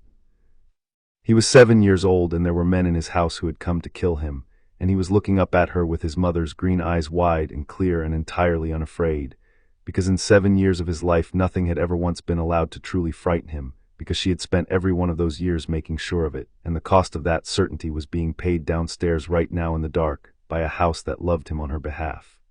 "Yes, love," she said. "The house is doing the protecting thing." "Good," said Harry, and put his arms around her neck, and that was all. That was the whole of his fear, discharged in a single embrace, and Lily held him on the dark landing, and over his shoulder she felt, for the first time since the nursery, something come up out of the deep of her that she could not refuse to name, and the name of it was gratitude. Gratitude, fierce and total, to a dead man's family and their 1,000-year-old love, for letting her keep the one promise she had made that mattered. She held her son, and she let the gratitude move through her like heat, and then she set it down, because there were oars to call, and a 7-year-old to settle, and a life to keep on building in the morning. It was around that time, with the captured Death Eaters gone to Azkaban and the house settled back into its ordinary warmth, that Harry began to notice the Watcher. He had always known, in the way children know the furniture of their lives, that a thin, dark man came to the gate once a month and stood there and went away. But at 7 he started watching back from the window of the upstairs landing, his chin on the sill, and at 8 he started asking questions, and Lily had long since promised herself she would not lie to him, so she answered them carefully, in pieces he could carry. "He doesn't come in," Harry observed one dusk, watching the figure at the gate stand motionless in the failing light. "He never comes in. The ward would let him, wouldn't it, if you said?" "The ward would let him, I haven't said." Lily came to stand behind her son with her hands on his shoulders. "He's someone I knew when I was your age, Harry, my oldest friend once. And then he made some terrible choices, the kind you can't take back, and some of those choices are part of why your father isn't here. So he and I aren't friends anymore. We can't be. There's too much between us now. But he still comes. He still comes. Every month in all weathers to stand at the gate and make sure with his own eyes that you're safe. He'll do that for the rest of his life, I think." She watched the distant figure, and her voice when it came was even and unsentimental, because she would not perform a feeling she had not finished having. "People are complicated, love. He did something unforgivable, and he is also doing something faithful, and both of those are true at the same time, and neither one cancels the other out. You're going to meet a great many people like that in your life. The trick is to see all of them at once, not just the worst thing, not just the best thing, the whole person." "Should I wave?" said Harry. The question caught her off guard. She looked down at her son, at the back of his untidy head, at the 8-year-old who had decided, with the unbearable mercy of children, that a man standing alone in the cold deserved to be acknowledged. "That's up to you," she said. "He'd never ask it of you. He wouldn't dream of it, but it's your gate and your house, and you can offer kindness to anyone you choose. That's a thing nobody can take from you, even me." Harry considered for a moment. Then he raised one small hand and waved once at the dark figure 40 yards down the drive. The figure went very still. Then slowly, with the stiffness of a man performing a gesture he has not made in a very long time and is not certain he remembers how to make, Severus Snape raised his own hand in return. He held it up for the space of 3 heartbeats, and then he turned and walked away into the dusk, faster than usual, and the ward, which missed nothing, murmured into the quiet of the landing. The watcher wept mother, at the gate, where he thought no one could see. "I tell you not to wound you. I tell you because the heir has done, in innocence, a kinder thing than any of the clever people in this story have Mcgonagall purpose, and someone in the house should know it." "Someone does," said Lily softly, and drew her son back from the window, and did not explain the tightness in her own throat, and put him to bed, and went downstairs to sit alone in the dark kitchen for a while with a cup of tea going cold in her hands, thinking of a girl and a boy in the long grass behind a mill, a lifetime and a war and a grave ago. Those were the years that made him, Lily would think later. Not the famous night, which he could not remember, and not the famous scar, which he wore the way other boys wore a birthmark. Years that made Harry Potter were the ordinary ones, the toast and the chess and the wave at the gate, the 1,000 small days in which a clever, dry, watchful boy was loved out loud by people who had chosen him, and learned, without ever being lectured on it, that love was a thing you did with your hands and your time and your attention every day on purpose forever. That was the inheritance she gave him. The ward gave him safety. She gave him that. She told him about his father properly that winter. She had told him pieces all along, of course. James had never been a secret in that house. His face was on the mantel, and his name was in the daily fabric of things. But there is a difference between knowing a fact about your father and being told the story of him, and she had been waiting for Harry to be old enough to hold the whole of it without it crushing him, and one cold December night, with the snow coming down past the windows and the fire high, she judged that he was. "I want to know how he died," Harry had said point-blank, going straight at the thing in his usual fashion. "Everyone knows except me." Sirius gets sad and changes the subject. Remus says, "Ask Mum." "So I'm asking Mum," so Lily told him. She told him all of it, the cottage and the hiding and the man with the red eyes, and she told him that his father had run down the stairs to meet the most dangerous wizard in the world without a wand in his hand, because his wand was on the sofa, because they had been happy and careless for one ordinary evening, and because when the door broke James Potter had not wasted a single second of the time he had left going to fetch it. He had spent that second running at the danger so that Lily could reach the stairs, so that Lily could reach Harry. "He bought us time," she said. "That's what your father did. He had no plan and no wand and no chance, and he ran toward it anyway, because running toward it was the only thing that might keep us alive, and it did. It kept me alive long enough to do my part. We saved you together, your father and I. He just did his part first, and it cost him everything, and he never hesitated, not for a heartbeat. I've gone over it 1,000 times. He never hesitated." Harry was quiet for a long while, watching the fire. "Was he scared?" he asked finally. "I think he must have been. I think anyone would be." Lily pulled her son in against her side. "But here's a thing I want you to understand, Harry, because it's the most important thing your father ever taught me, and he taught it to me by dying. Brave isn't not being scared. Brave is being scared and running toward the people you love anyway. Your father was the bravest man I ever knew, and he was almost certainly terrified, and those two things are the same thing. You understand?" "I think so," said Harry. And then, with the devastating directness of a child, "Do you miss him?" "Every single day," said Lily. "Every single day, my love, and I will for the rest of my life. That's the deal you make when you love someone all the way. You don't get to keep them forever, but you get to miss them forever, which means you get to keep loving them forever, and that turns out to be worth it. It's worth it, Harry. Loving people is always worth it, even the ones you lose, especially the ones you lose." He fell asleep against her with the firelight on his face, and she sat very still so as not to wake him. And outside, the snow came down over the Welsh hills and over a grave in Godric's Hollow that she visited every year on the day, and the old house held them both in the warm dark, and the ward, for once, said nothing at all, because some moments even a 1,000-year-old enchantment knows enough to leave alone. She took him into the wizarding world deliberately after that, and often, because she had learned from her own childhood that a secret kept too well becomes a cage, and she would not raise a boy who flinched from his own world. So they went to Diagon Alley and to the apothecary and to the bookshops, and Harry learned at 9 what it meant to be the most famous child in Britain, which was that strangers wept at him in the street. The first time it happened, he did not understand it. A witch in a plum hat had stopped dead at the sight of his forehead, where the scar showed faintly under his fringe, and pressed both hands to her mouth and begun to thank him over and over, for a thing he had done before he could walk, while a small crowd gathered and murmured and reached, gently, to touch his sleeve as though he were a relic. Lily had got him out of it smooth and quick, a hand on his shoulder and a pleasant impenetrable wall of words, and afterward over an ice in Fortescue's, Harry had turned to her with a furrow between his brows. "They're sad about something I don't remember," he said slowly, "and they're glad about it too, at the same time. And it's not really about me, is it? It's about them. I'm just the place they put it."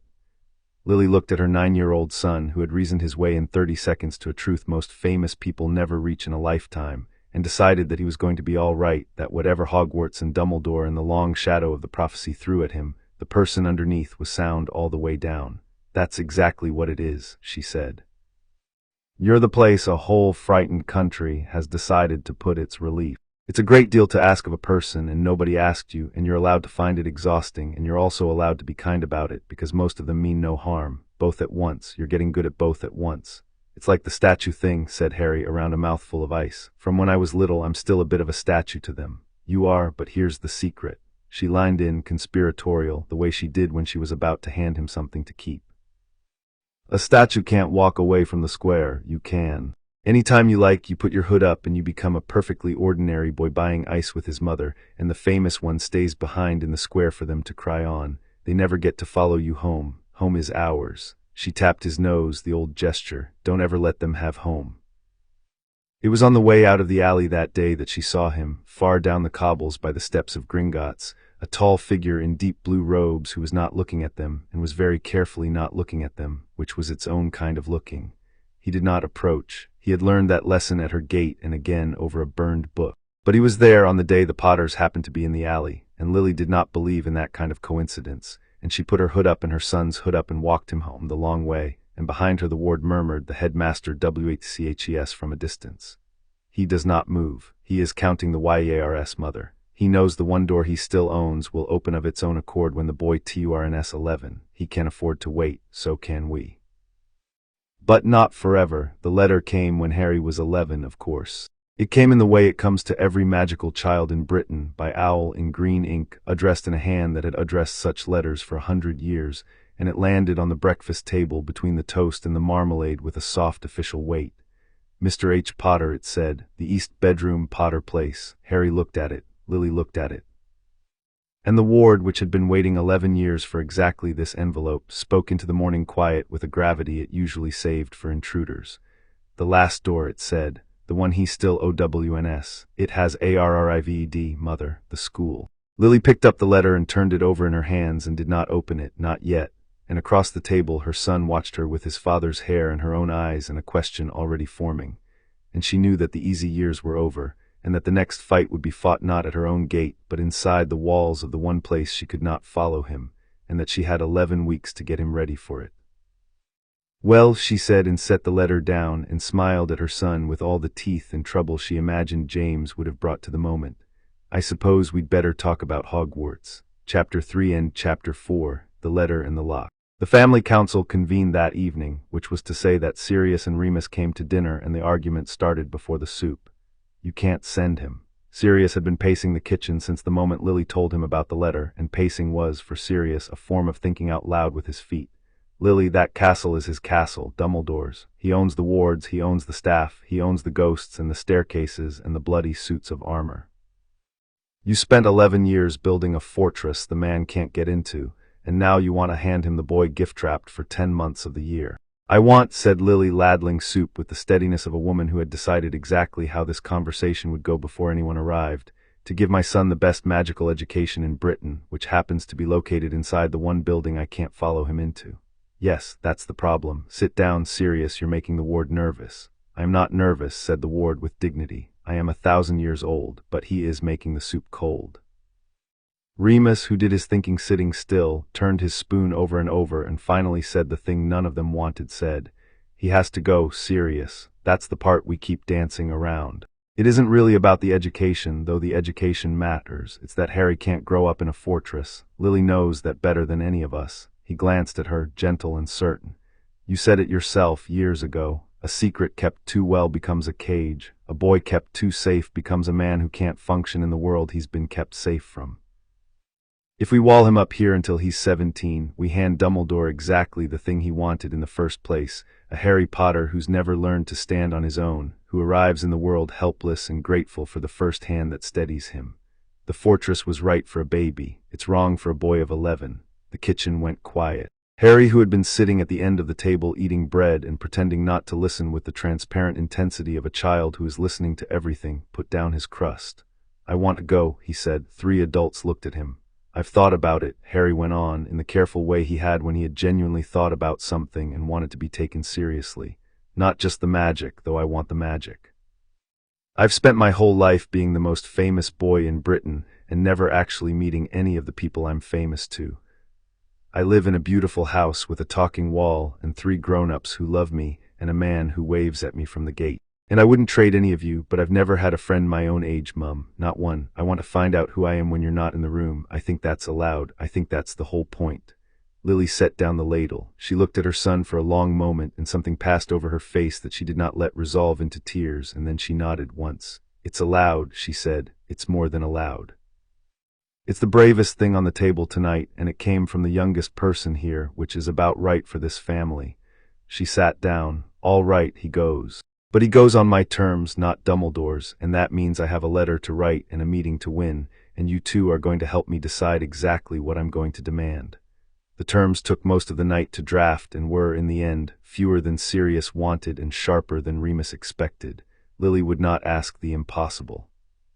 She would not demand the headmaster recuse himself from her son's life, because he would refuse, and a refused demand only teaches your opponent that you can be refused. She asked instead for the things she could enforce, each one small and specific and impossible to argue with in isolation, which was how you built a cage around a clever man, not with one great bar, but with 100 small ones he agreed to himself, one reasonable concession at a time. No private meetings between the headmaster and her son without her knowledge and consent. No extra lessons, no special projects, no quiet little tasks set for the boy who lived alone. Full disclosure of any danger to the students in writing to parents the moment it was known. And one thing more, the thing she knew he would resist and the thing she would not yield, that Harry would carry on his person a token of the House of Potter. A signet ring, old and plain, through which the ward could reach him even within the walls of Hogwarts, not to control, to watch. So that for the first time in 1,000 years, the ward of the Bloodline would have eyes inside the castle that Albus Dumbledore could not blind. That one, the ward had said when she proposed it with something almost like wonder, no Potter has ever asked of me. I have never reached beyond the blood's own ground. But the ring is of the blood, and the air is of the blood, and where the air goes, if he carries me I can follow. It will be faint. It will be a whisper at that distance, not a shout. But it will be enough to know when he is afraid, and enough in the worst hour to call you. You understand what you are asking, Mother. You are asking to send your son into the lion's mouth with a string tied to your own heart. I'm asking to send my son to school, Lily had said, with his mother only ever one scream away. Yes, that's exactly what I'm asking. Can you do it? I can do it. Dumbledore came to Potter Place to discuss the terms, because Lily made him come to her, and that was itself the first term, the one she never wrote down. He sat in the morning room where he had sat 11 years before, and he was older now, his hand a little less steady on his teacup, and he read her list of conditions through twice, slowly, the way she read everything, and when he set it down his eyes over the half-moon spectacles had the particular twinkle that Lily had learned over a decade of opposing him, meant that he was impressed and intended not to show it. "You have grown formidable, Lily," he said. "I knew you were clever. I did not know you would become wise. They are not the same thing, and the second is rarer." He tapped the parchment. "I will agree to most of this. The disclosure of danger to parents, yes, that is only right, and I confess it shames me a little that it needed asking. No private meetings without your consent, yes, no special tasks." Here he paused, and the steel showed for just a moment under the grandfatherly warmth. "Though I will say, Lily, that the world may set Harry tasks I cannot prevent and you cannot forbid. Prophecy is not a thing one signs away in a treaty. He is bound to forces older than my office and yours both." "I know exactly how old the forces are that my son is bound to," said Lily, "rather better than you do, as it happens, because one of them lives in my walls and talks to me at breakfast. We're not negotiating about prophecy, Albus, we're negotiating about you, about whether you personally get to shape my son in the dark while he's under your roof. And the answer in writing, signed, is number the prophecy can do what it likes. You will keep your hands where I can see them." He signed. He signed all of it, even the ring, after a silence in which Lily watched him understand precisely what the ring meant, and precisely how thoroughly it locked him out of the one place he had thought still his. He signed because he was, whatever else he was, not a fool, and a wise opponent takes the deal he can get rather than the war he cannot win. But he paused at the door, the way he always paused at the door, and he looked back at her with something that, on a less guarded face, might have been regret. "You and I might have done a great deal of good together, Lily Potter," he said, "in another life, where I had asked instead of arranged." "Yes," said Lily, and she meant it, which was the saddest part. "We might have. Goodbye, Albus, I'll see you on the platform." They went to Diagon Alley on a bright August morning, the two of them, hooded against the crowds, and they did the shopping in the order Lily had planned, the dull things first, the cauldron and the scales and the robes and the books, saving the wand for last, because the wand was the part that mattered, and she had learned to let her son earn his anticipation. Ollivander's was narrow and dim and smelled of dust and secrets, and the old man came out of the stacks the moment they entered, his pale eyes fixing on Harry's forehead and then, with a visible effort, on Harry's face. "Mr. Potter," he breathed, "I wondered when I would see you. You have your mother's eyes." He turned those pale eyes on Lily. "And you, Mrs. Potter, 10¼ inches, willow, swishy, excellent for charm work. I remember every wand I have ever sold. I remember yours protected a child 11 years ago in a manner no charm work should have been able to manage. The whole of Britain has theories. I have always suspected the truth was simpler and stranger than any of them." He smiled, thin and knowing, and did not press it, and went to fetch his boxes. The wand, when it came after a long search, and Lily watched her son fail with a dozen wands and grow, not frustrated, but more focused, more curious, working the problem, until at last Ollivander went very still in the stacks and came back with a particular box held in both hands as though it might bite. Harry took the wand. "Holly 11 inches, supple." And the moment his fingers closed on it, the dim shop filled with light, warm and gold and certain, and a wind that came from nowhere stirred the dust into a slow spiral, and Harry laughed out loud at the sheer rightness of it, and Lily felt her throat tighten and did not let it show. "Curious," murmured Ollivander. "Curious, curious." "You said that the way people say it when it isn't curious at all," said Harry, who was 11 and sharp and entirely unintimidated by atmosphere. "You say it when it's something you'd rather not explain. What is it?" Ollivander's pale eyes glinted. "Oh, I think you will do very well, Mr. Potter," he said. "It happens that I remember every wand I have ever sold. The phoenix whose tail feather lives in your wand gave one other feather. Only one. It is curious that you should be destined for this wand when its brother," he paused delicately, "when its brother gave you that scar." The shop went quiet. Lily had gone very still beside her son. "The wand that killed my father," said Harry slowly, "and tried to kill me, is the brother of this one." "Wands, like people, are not responsible for the hands that hold them," said Ollivander. "A brother wand is not a cursed wand, Mr. Potter. It is merely a wand that understands yours and is understood by it. In a duel they will refuse to destroy one another. That has saved more lives than it has taken. I would not carry it as a burden were I you. I would carry it as a fact." He rapped it. "7 galleons, and good luck. I suspect you will need rather less of it than the rest of us imagine." Outside in the sun, Harry turned the wrapped wand over in his hands and was quiet for a moment. "Are you all right?" Lily asked. "I think so." "It's a strange thing to find out that your wand is brothers with the one that—" He stopped and tried again. But Mr. Ollivander's right, isn't he? It's just a fact. It's not a curse. It's a fact about a feather. He looked up at her, and the green eyes were clear. You taught me that, see the whole thing, not just the worst part of it. I did, said Lily, and felt the particular ache of a parent watching their lessons come back to them in their child's own voice, and steered him toward the bookshop before either of them got sentimental about a wand on a public street. Flourish and Blots was where they met Hermione Granger, though Lily would not learn the name for several minutes, because the girl was at first only a bushy-haired figure halfway up a library ladder in the magical theory section, reading a book far too advanced for the first-year shelf and arguing, quietly but with total conviction, with a shop assistant who had made the error of correcting her. Actually, the girl was saying, in the tone of someone who has been saying actually her whole short life, and has been right often enough to keep doing it, Adalbert Waffling's third principle is frequently misquoted. People say magic flows from emotion, but what Waffling actually wrote in Magical Theory Chapter 4 is that magic flows from intention disciplined by emotion. It's the discipline that does the work. The emotion's just the fuel. If it were only emotion, toddlers would be the most powerful wizards alive, and they're demonstrably not. They can barely levitate a rusk.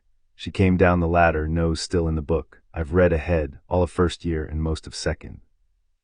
I'm Muggle-born, you see, so I wanted to be sure it was real and that I'd be ready. It's real, I checked. It's real, Harry agreed gravely. I checked too. There's a talking wall in my house. The girl looked at him properly for the first time. Lily watched the moment land, the recognition that here was someone her own age who had not laughed, who had answered her facts with a fact of his own, who had met her at the level she lived at instead of the level the world kept trying to shrink her to. A talking wall, said Hermione Granger with deep suspicion and deeper interest. What's its citation? How does it work? Is it portrait magic or genuine sentience? Because those are completely different and people conflate them constantly. I'm Harry, said Harry. That's my mum. The wall's complicated and it would take all day, but I'll tell you on the train if you like. You're going to Hogwarts, first year, said Hermione, drawing herself up. Hermione Granger, and I would like that. I would like that very much, actually, because nobody else will discuss magical theory with me. They just want to talk about Quidditch teams, and I don't see the appeal of a sport whose scoring system is, frankly, mathematically broken. She paused and added with the first crack of uncertainty Lily had seen in her, the honest fear under all the facts. You're sure? You'll actually talk to me. People say I'm a lot. You are a lot, said Harry. It's the best thing about you so far. I've met 3 other children in my entire life, and they were all at a garden party, and they were boring. Sit with us on the train. Bring the broken Quidditch argument. I want to hear it. And that, Lily thought, watching her son make his first friend in the dusty gold light of a bookshop, with neither of them having the faintest idea they were doing anything important, was worth every sleepless night of the last 11 years. The last 3 weeks of August, Lily ran what Sirius insisted on calling boot camp and what Lily called, more accurately, teaching her son to keep his own mind. It was not dueling. She taught him a little of that, the practical shield and the disarming charm, enough to not be helpless.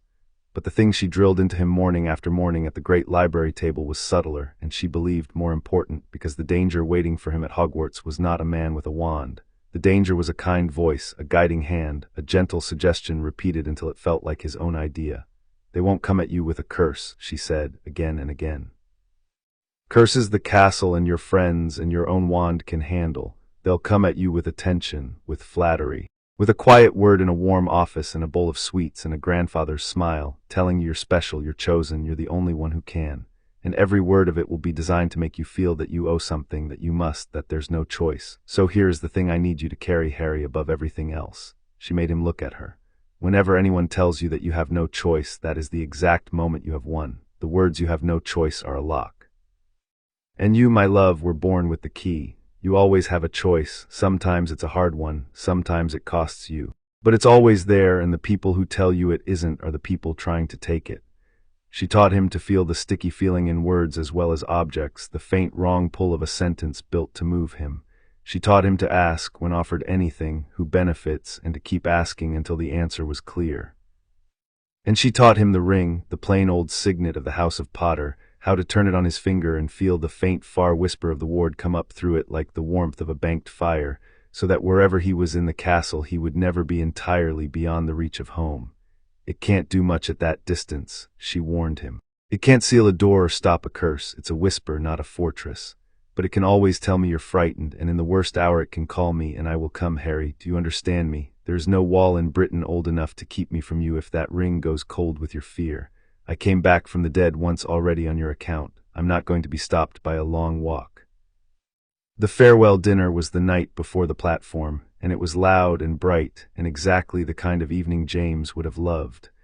The kitchen filled up with the people who had built Harry's childhood between them. Remus brought a cake and a battered old copy of Defensive Magical Theory with half the margins already annotated in his careful hand, a gift Hermione would later try to confiscate by force.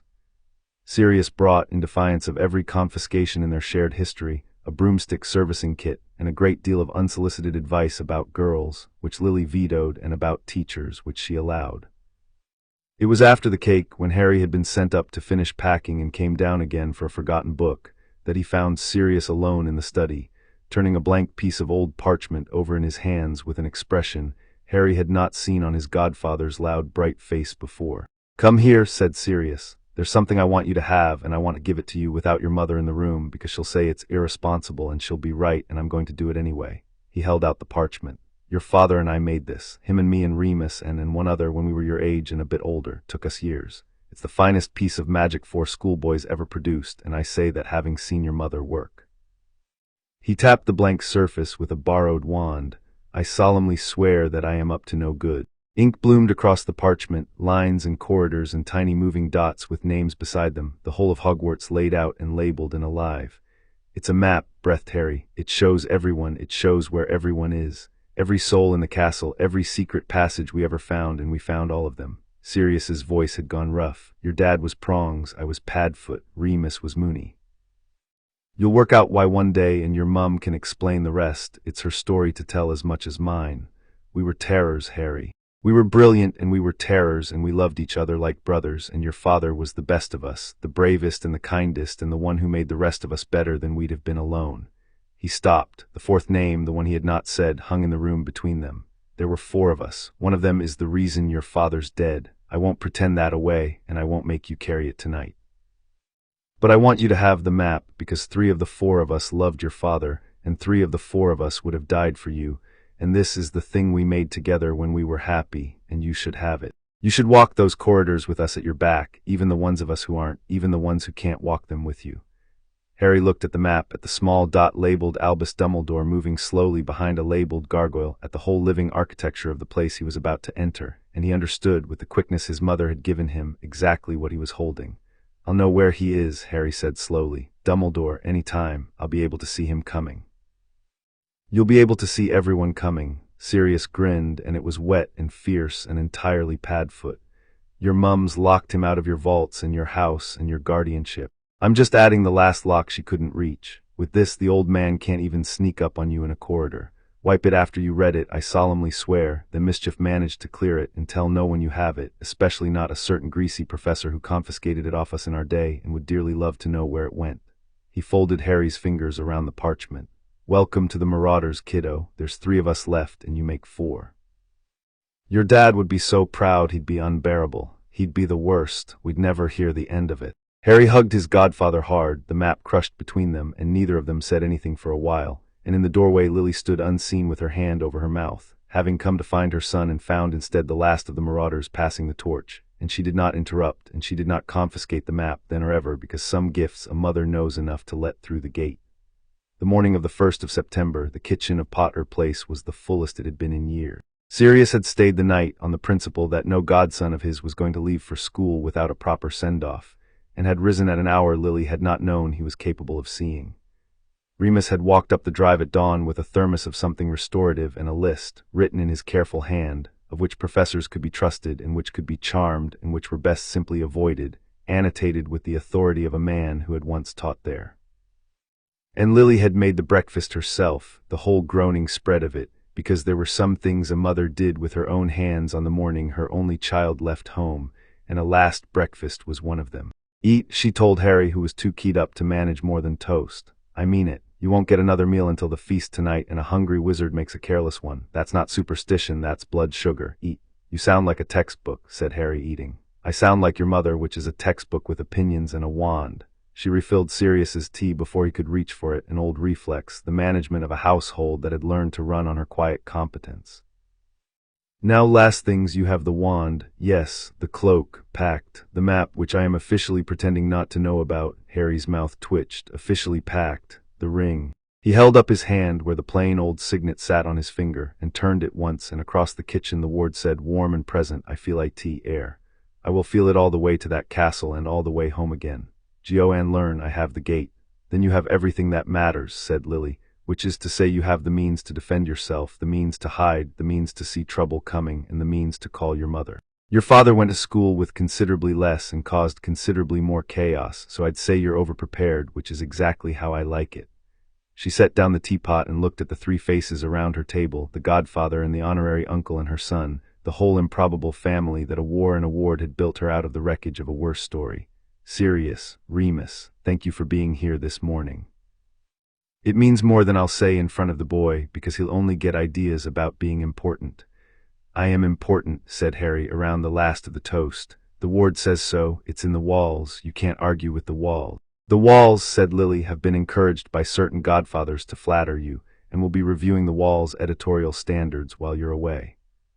But she was smiling as she said it, and Sirius was laughing, and Remus was pretending to study his list of professors, and for one more morning the kitchen of Potter Place held all of them together in the ordinary gold light, and then it was time, and they went out through the gate that knew his blood, toward the train that would take him north.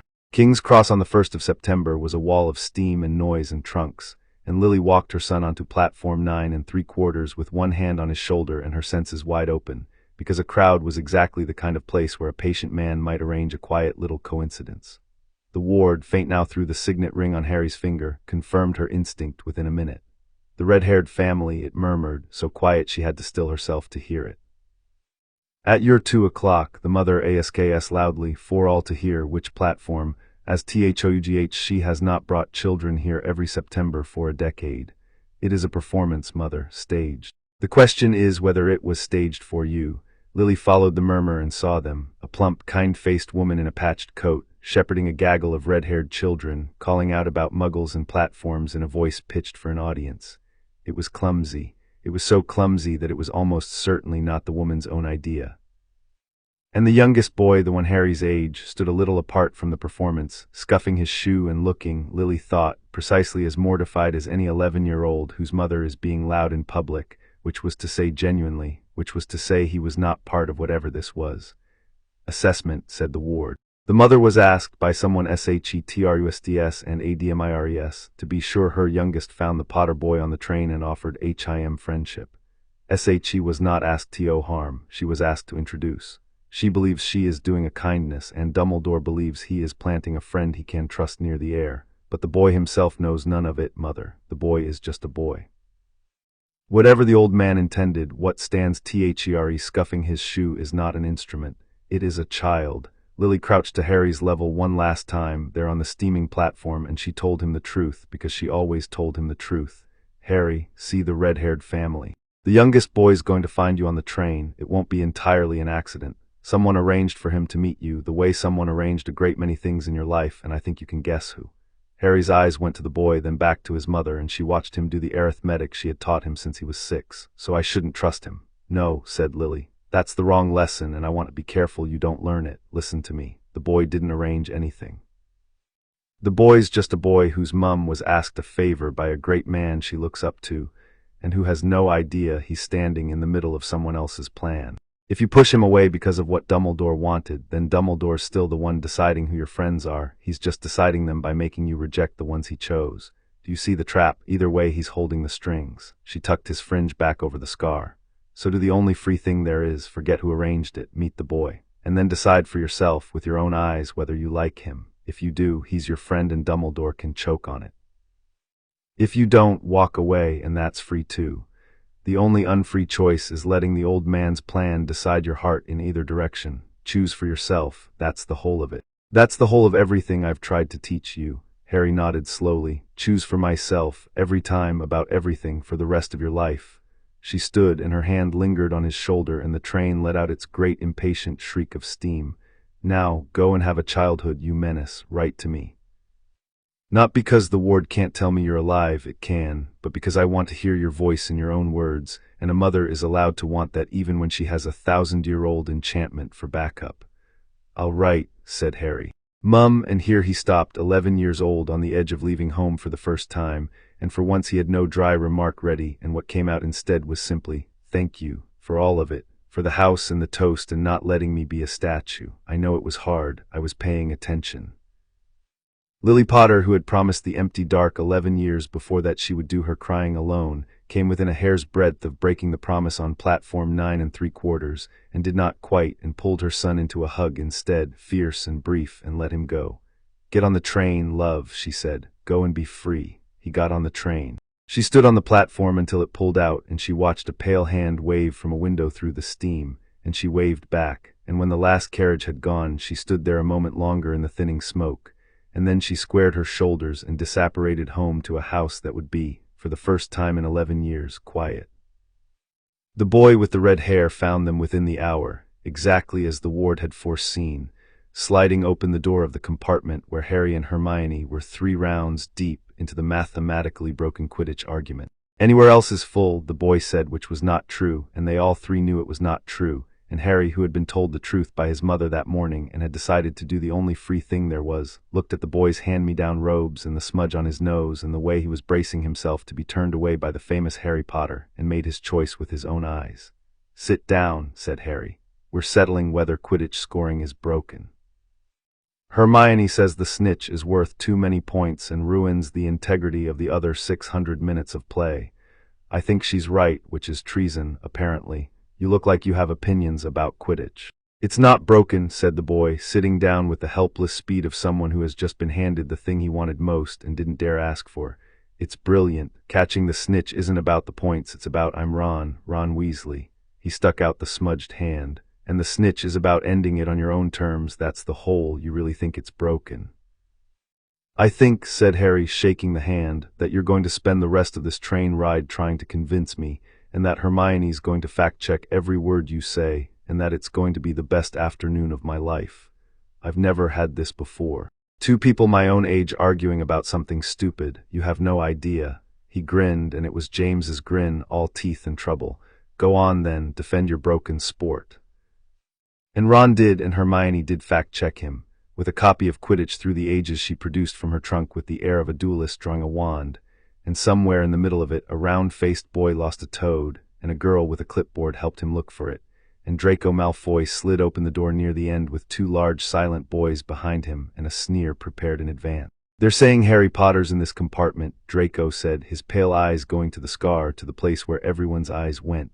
So it's true. You'll find, Potter, that some wizarding families are better than others. You don't want to go making friends with the wrong sort. He looked at Ron's robes and at Hermione, and the sneer sharpened. I can help you there. The compartment had gone tense. Ron had started to rise, his ears going red, and Hermione had gone very stiff, the particular stillness of a girl who has already, at 11, learned what the word mudblood sounds like coming.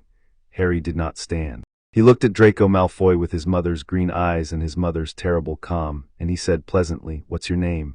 Malfoy, Draco Malfoy. Right, Draco, here's the thing. Harry's voice was friendly, conversational, and somehow that made it land harder than shouting could have.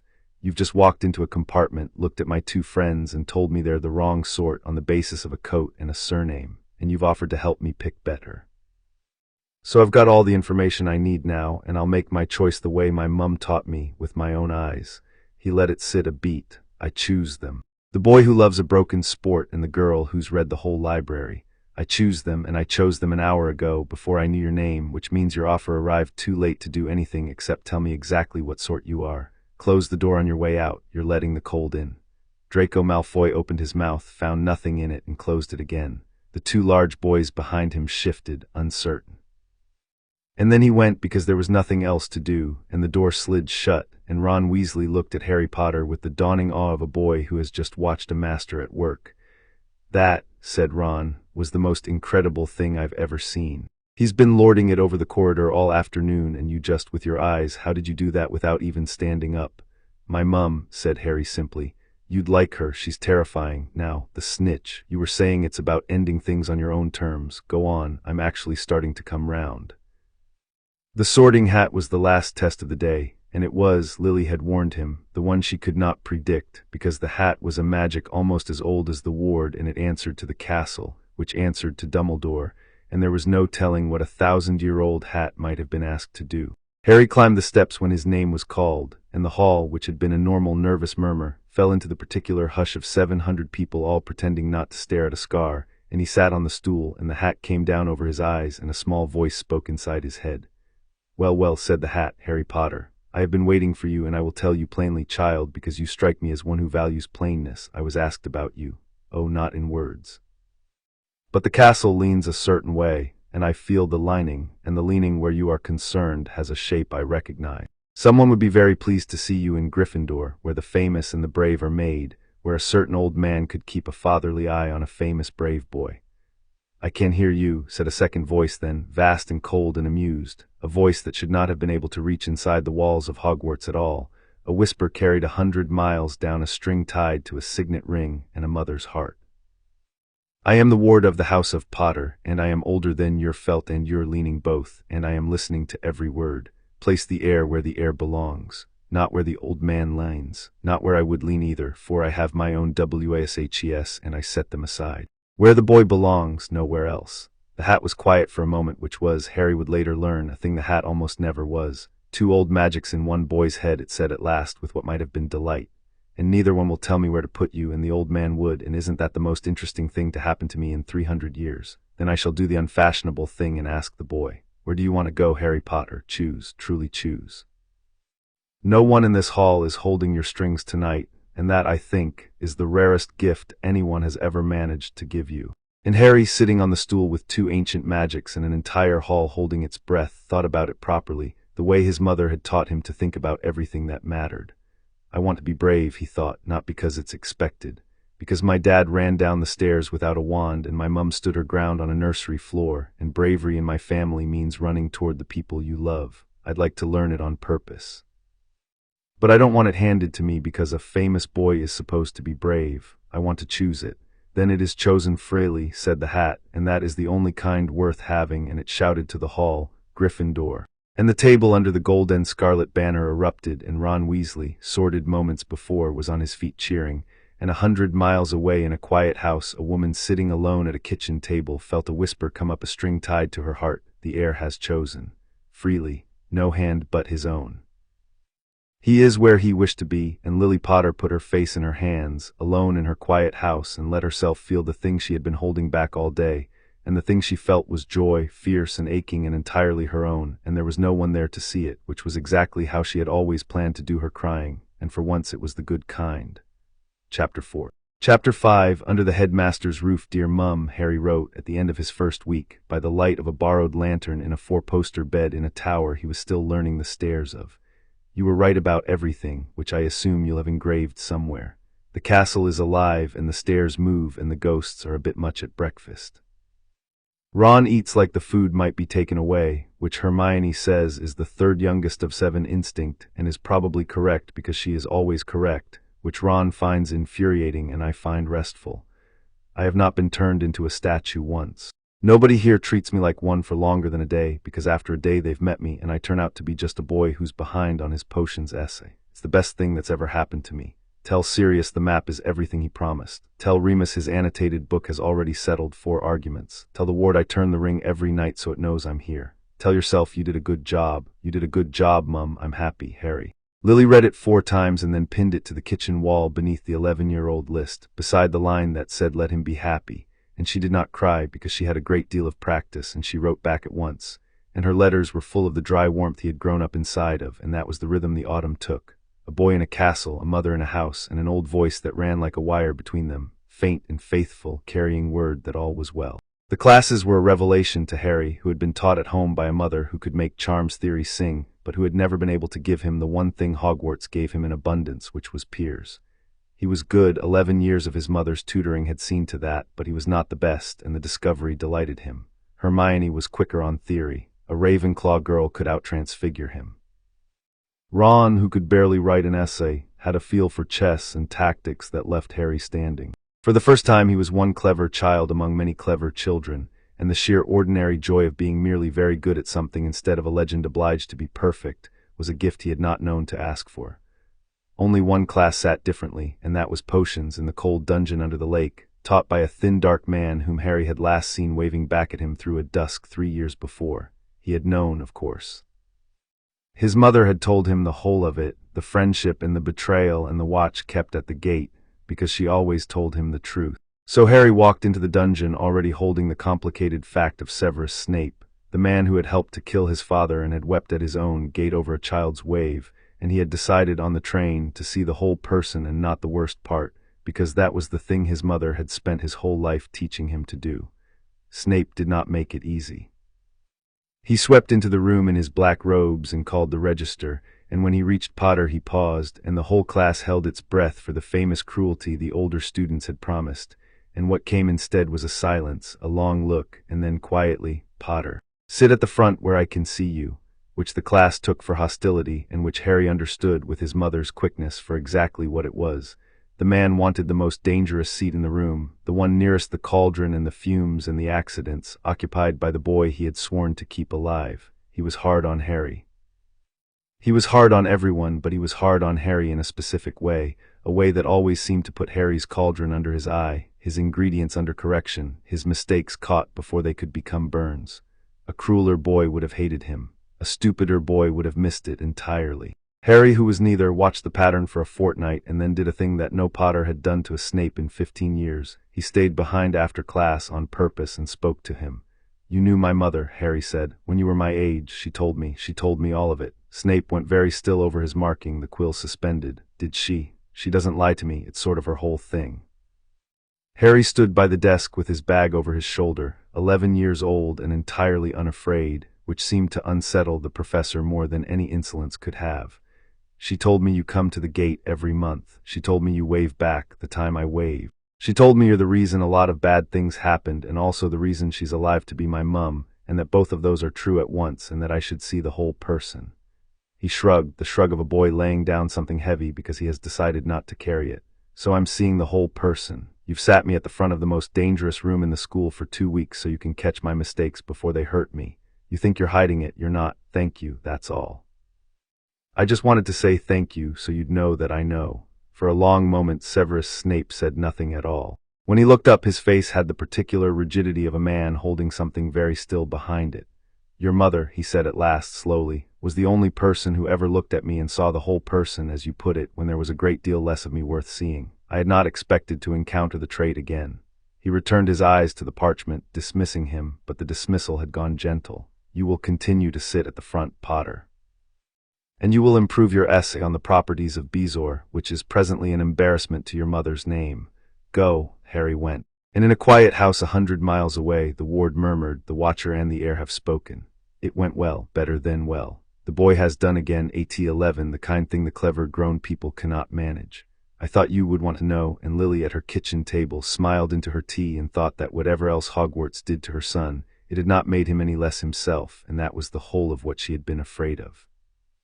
The trio had become a fixed thing by October, welded together in the way that only happens at that age, in the white heat of a shared secret and a shared enemy, and a great many late nights in the common room over homework and theory. Hermione organized them, Ron strategized them. Harry, without ever deciding to, led them, because he had been raised by a woman who led rooms without raising her voice, and he had absorbed the grammar of it through his skin. And it was Hermione, naturally, who first noticed that something was wrong with the third-floor corridor. "Out of bounds to everyone who does not wish to die a very painful death," she quoted in the library, in the scandalized whisper of a girl for whom rules were sacred and unexplained rules were an offense against the natural order. Actually, that phrasing is extremely irregular. I looked it up. The standard out-of-bounds notice in Hogwarts, a history is simply out of bounds. Adding the painful death clause isn't a warning, it's an advertisement. Headmasters don't talk like that by accident. Professor Dumbledore wants people to know there's something they're worth dying over. The question is why a man that careful would want first years thinking about a forbidden corridor at all. She closed her book with a snap. It's almost as if he wants someone to go looking. Harry turned the signet ring on his finger slowly under the table, and 100 miles away a 1,000-year-old enchantment stirred at the touch and listened, and far down the wire that ran between them, his mother set down her quill. The first summons came in November on heavy cream paper, and it was scrupulously correct, because the headmaster of Hogwarts was a man who kept the letter of an agreement even as he searched its edges for a door. Harry, it read, I should be glad of your company for tea on Friday, that we might become acquainted. I have written, as our arrangement requires, to your mother for her consent, and she has given it, with conditions that do her credit. Do come. There is a great deal an old man can tell a boy about his father, Albus Dumbledore. He's not wrong that he can tell you about James, Lily wrote when Harry forwarded it. He knew your father for years. That part is real, and it's a genuine kindness, and I won't take it from you out of spite. Go, drink his tea. Let him tell you the good stories. There are many and they're true. But Harry, count the sentences. For every story about your father, notice how many sentences turn gently toward you, toward how special you are, toward how much depends on you, toward how an old man only wants to help. The stories are the sugar. Watch for the hook in the sugar. You know the feeling. You've known it since you were 6. Trust the sticky failing, even in a warm office, even from a kind old man, especially from a kind old man. And turn the ring if you want me. I'm one scream away. I always will be. So Harry went and he ate the tea, and Dumbledore told him 3 stories about James Potter that made Harry laugh out loud, and that were true, and that Harry treasured, and Harry watched, the whole time, the way his mother had taught him, and counted the sentences, and felt the warm office turn gently, by the end, toward the hook. You have your father's gift for it, Harry. There is greatness in you, I think. The wizarding world will ask a great deal of you one day, more than is fair, and I hope when that day comes that you will let an old man guide you, for I have walked these roads before, and you need not walk them alone. It was beautifully done. It was almost invisible.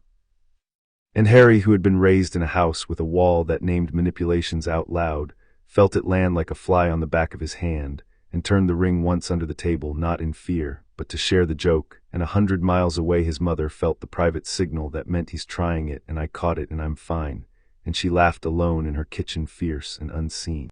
It was on his way back from that tea, lost among the moving staircases at an hour he should not have been out, that Harry found the room with the mirror.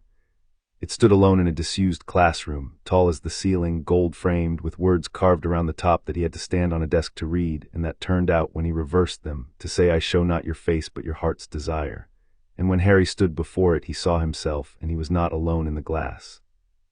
There was a man behind him with untidy black hair and glasses, and a grin he knew from the photographs on the mantel, one hand on Harry's shoulder. James. And beside James, his mother, alive and laughing, the whole family standing together in a glass that showed not faces but hearts, and Harry understood at once, and without being told exactly what the mirror was doing, because he was clever, and because his mother had given him the habit of asking who benefits and what does this want from me. It wanted to keep him. That was the danger of it. He could feel the pull, the terrible sweetness of the family entire. His father returned, and he could feel how a boy could sit down in front of this glass and never stand up again, could waste away wanting a thing that did not exist. He turned the ring. The ward came up the wire, faint and instant. The air is before the mirror of Erised, it said, and there was an old grief in it. An ancient thing and a cruel one, for all that it tells only truth. It shows the depst one of the heart, and the depst one of your heart, child, is your father alive and your family whole, which is the one thing neither I nor your mother nor all the gold and gringotts can ever give you. Listen to me, heir of the blood. The man in the glass loved you enough to die running toward you. Honor himby living. Do not sit down in front of a wanting glass and trade your one true life for a reflection of a false one. Walk away. Your mother is real and she is 100 miles north and she is alive. Go and write to the living. And then, quieter, with a note Harry had not heard from it before, ask yourself also who left this mirror where a lonely famous boy would wander into it, on the very night the headmaster filled your head with stories of your father. Ask who benefits from a Potter who spends his nights wanting the dead. Harry stood very still. Then he stepped back from the mirror, deliberately, the way you step back from a ledge, and he looked once more at the laughing family in the glass, and he said aloud to the empty classroom, I see you. I'm not sitting down. And he walked out, and he did not go back, and he wrote a long letter to his living mother that night, and that, more than any duel, was the first real victory of his school years, though no one but a wall ever knew it had been fought. Halloween was when the danger stopped being theory. It came in with a mountain troll, 12 feet of grey muscle and stupidity loosed somehow into a castle that was supposed to be the safest place in Britain, and it came, by an ugly coincidence that Hermione would later refuse to believe was coincidence, On the one evening she had shut herself in a girl's bathroom in tears, having finally heard one cruel remark too many about being a know-it-all and a mudblood both. Harry and Ron went for her. There was no discussion. Harry heard where the troll was heading and where Hermione was, and did the arithmetic his father had done on a staircase 11 years before, and ran toward the person he loved, and Ron ran with him, because that was what the three of them were now. They got her out.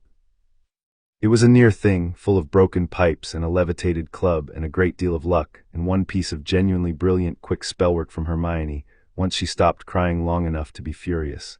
And at the end of it, the three of them stood among the wreckage of a bathroom with a troll unconscious at their feet, and a bond between them forged into something that would not break for the rest of their lives. But Harry, turning the ring with a shaking hand, was already asking the question. A troll does not wander into a Warded castle, said the ward, cold as deep water. Someone let it in. And on the night it was let in, the professor with the stammer and the purple turban, the one who teaches the defense your mother could teach better in her sleep, was not in the great hall where he claimed a troll was in the dungeons. He was on the 3rd floor. I felt HIM pass NEAR enough to the air for the ring to taste HIM. And air, the thing that wears that professor is not THE professor. There is something under the turban. Something old and hungry and only half alive, wrapped around a weak man like a parasite around a host. I have felt its like before. I felt it in a nursery 11 years ago the night I woke. Tell your mother, tell her tonight. Tell her that the thing that killed your father is in the castle, and that the headmaster has hidden something on the 3rd floor that it wants, and that he has posted a painful death sign on the door like a man setting a table. Harry told her. He wrote it all that very night, his hand steadier than his heart, every word of it, and he sent it by the school owls with the ring turned hard so she would know to wait for the parchment.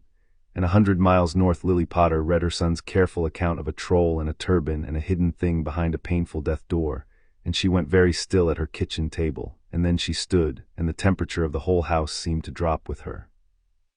He's using my son as bait, she said to the empty kitchen, to the listening walls. Tell me I'm wrong, tell me I'm reading it too dark. I will not tell you that, said the ward, because I believe you are reading it exactly right. Harry had been made Seeker in his first fortnight, the youngest in a century, after a flying lesson in which he had gone 40 feet into the air to retrieve a stolen remembrall, and come down again with the bauble and the unhurried grin of a boy who had been raised on a confiscated child-sized racing broom and had never once been afraid of falling. Professor Mcgonagall, who had watched the whole thing from a window with her heart in her mouth, had marched him not to detention but to the Quidditch captain, and had written to Lily that evening a letter that began, "Your son flies as his father did," which is to say recklessly, beautifully, and as though the ground were rumor, and you have my sympathy. Lily had written back, "He gets it from both of us. I once outflew 3 Death Eaters over Bristol while 7 months pregnant. Keep him on the team. He needs something that's only his." So Harry flew, and the first match came in November, Gryffindor against Slytherin, the whole school packed into the stands under a hard, bright winter sky, and 100 miles south a mother sat by a wireless tuned to the Wizarding Sports broadcast with her knuckles white around a mug of tea, listening to a commentator she would later want to throttle describe her only child hurtling about above a pitch at 60 feet. It went wrong 20 minutes in. Harry's broom bucked. It was a small thing at first, a shudder, a slip, the sort of fault a rider corrects without thinking. Then it bucked again, harder, and then it began, with a horrible, deliberate violence, to try to throw him off, rolling and pitching and dropping in the air while 700 people watched, and Harry clung on with both hands and both knees, and every scrap of the flying his confiscated childhood had taught him. In the stands, Hermione had her opera glasses up and was not looking at Harry. She was looking, in the way she looked at everything, for the cause, scanning the staff box, and what she found there she would describe afterward with her usual precision. A teacher muttering, eyes fixed and unblinking on Harry's broom, hands moving in the small, steady rhythm of a sustained jinx. And the teacher was not the one everyone would later swear it had been. "It's not Snape," Hermione breathed, though no one but Ron could hear her over the roar. "Everyone's going to say it was Snape. Look, Snape's staring at Harry too. His lips are moving, but Snape's counter-cursing. Ron, look at the rhythm. It's defensive. It's a steadying charm. It's the other one. The turban, Quirrell. Quirrell's the one trying to kill him, and Snape's the one holding him on the broom." 100 miles away, the ward came up the wire so hard that Lily was on her feet before she knew she had risen. "The air is in mortal danger," it said, and there was nothing dry in it now, nothing patient, only the vast cold fury of a thing built for exactly this and held 100 miles too far away to reach. A jinx upon the broom, sustained, intent to kill, Origin, the thing in the turban. The ring can do nothing at this distance but tell you, mother, and I tell you, your son is 60 feet above a frozen pitch and someone is trying to shake him loose. Then tell me he's not alone up there, Lily said, gripping the back of a chair hard enough to hurt. Tell me someone closer than 100 miles is doing something. The Watcher, said the ward. The Watcher is doing something. He has not taken his eyes from the boy. He is fighting the jinx with everything he has, charm against charm, and he is winning slowly, because hatred is a weak fuel and Severus Snape is burning something stronger. He swore an oath at your gate. He is keeping it now in front of the whole school while they curse his name for the very thing he is preventing. Hold, mother, hold. The boy is a Potter on a broom. It is the one place in the world he is hardest to kill. It was true as it happened. Whatever Quirrell intended, he had picked the worst possible boy in the worst possible arena, because Harry Potter had been flying since before he could spell his own name, and a bucking broom was to him less a death sentence than an insult. He stopped trying to ride it. He swung beneath it, hung by his hands, let it rage itself ragged in the empty air above him while he waited, cool as his mother in a morning room for the moment the jinx broke. It broke. Down in the stands, Hermione, who had not waited, who never waited, who had shoved her way along the row and set a small bright fire at the hem of the muttering teacher's robe, with a precision that would have made Lily weep with pride, broke Quirrell's concentration with the oldest tool in the witch's box, which is a person on fire forgetting all their other plans. The broom steadied. Harry swung himself back astride it in one furious motion. And then, because he was his father's son and would not waste a moment of an advantage once he had it, he went straight up into a dive because he had seen the snitch, had seen it the whole time, hanging gold and stupid near the slithering goalposts, and he caught it in a flat-out plummet that ended with him rolling across the frozen grass with the small, struggling ball clamped in his fist, and the breath knocked out of him in Gryffindor, scoring 150 points all at once. The stands went berserk. Ron was screaming himself hoarse.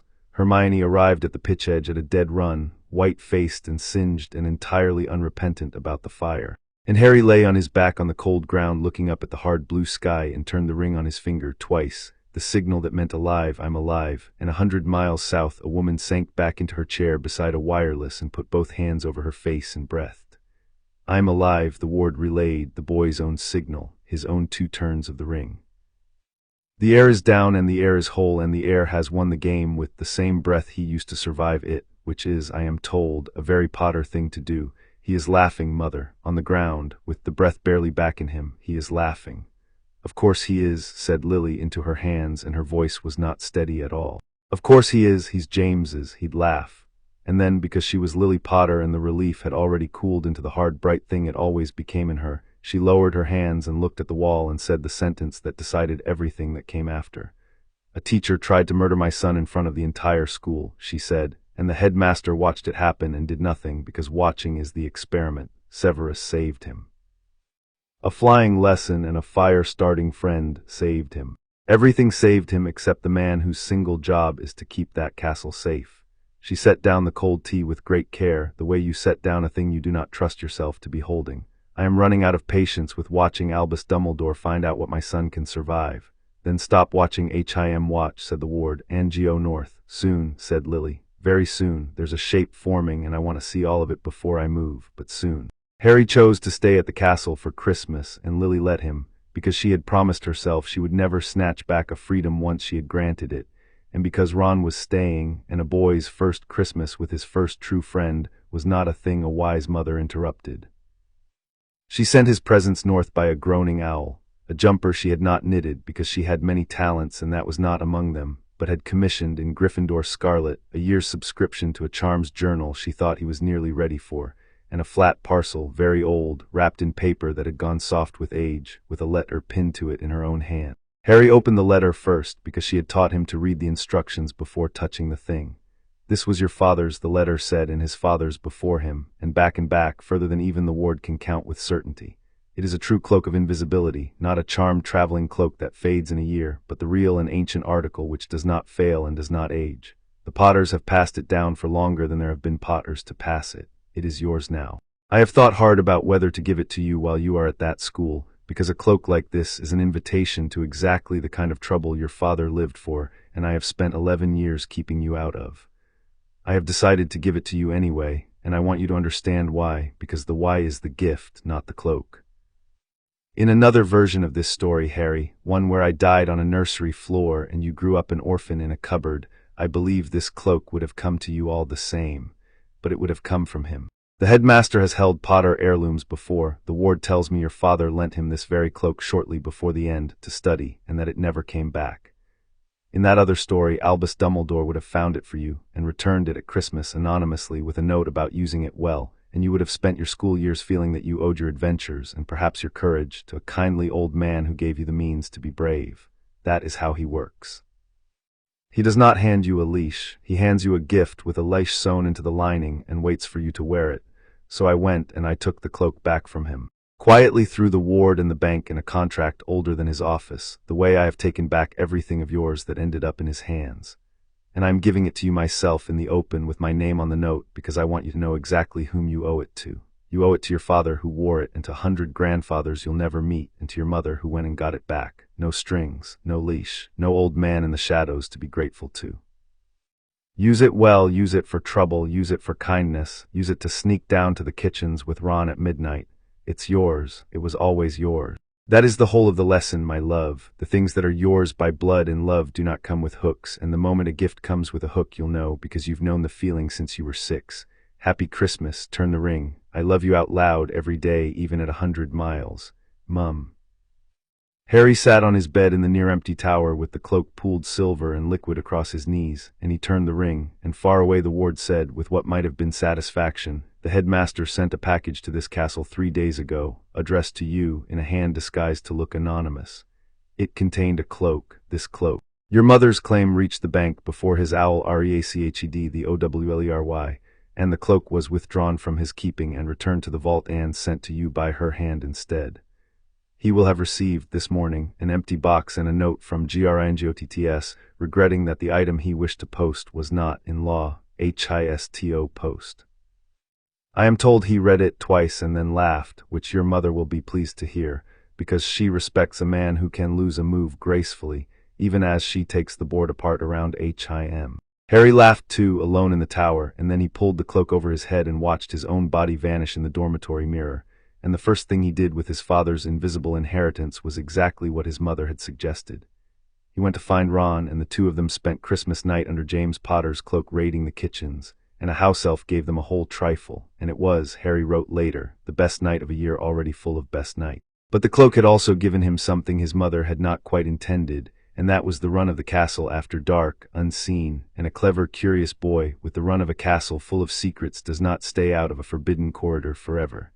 He went back to the mirror once under the cloak and made himself walk away again. He mapped the third-floor approaches with the Marauders' parchment. And on the dark nights of January, invisible, he watched the dot labeled Quirinus Quirrell drift again and again toward the dot labeled Severus Snape near the forbidden door, and watched the two dots circle one another like duelists, and understood that the war the ward had described was being fought quietly in the corridors above his bed every single night by a man the whole school despised.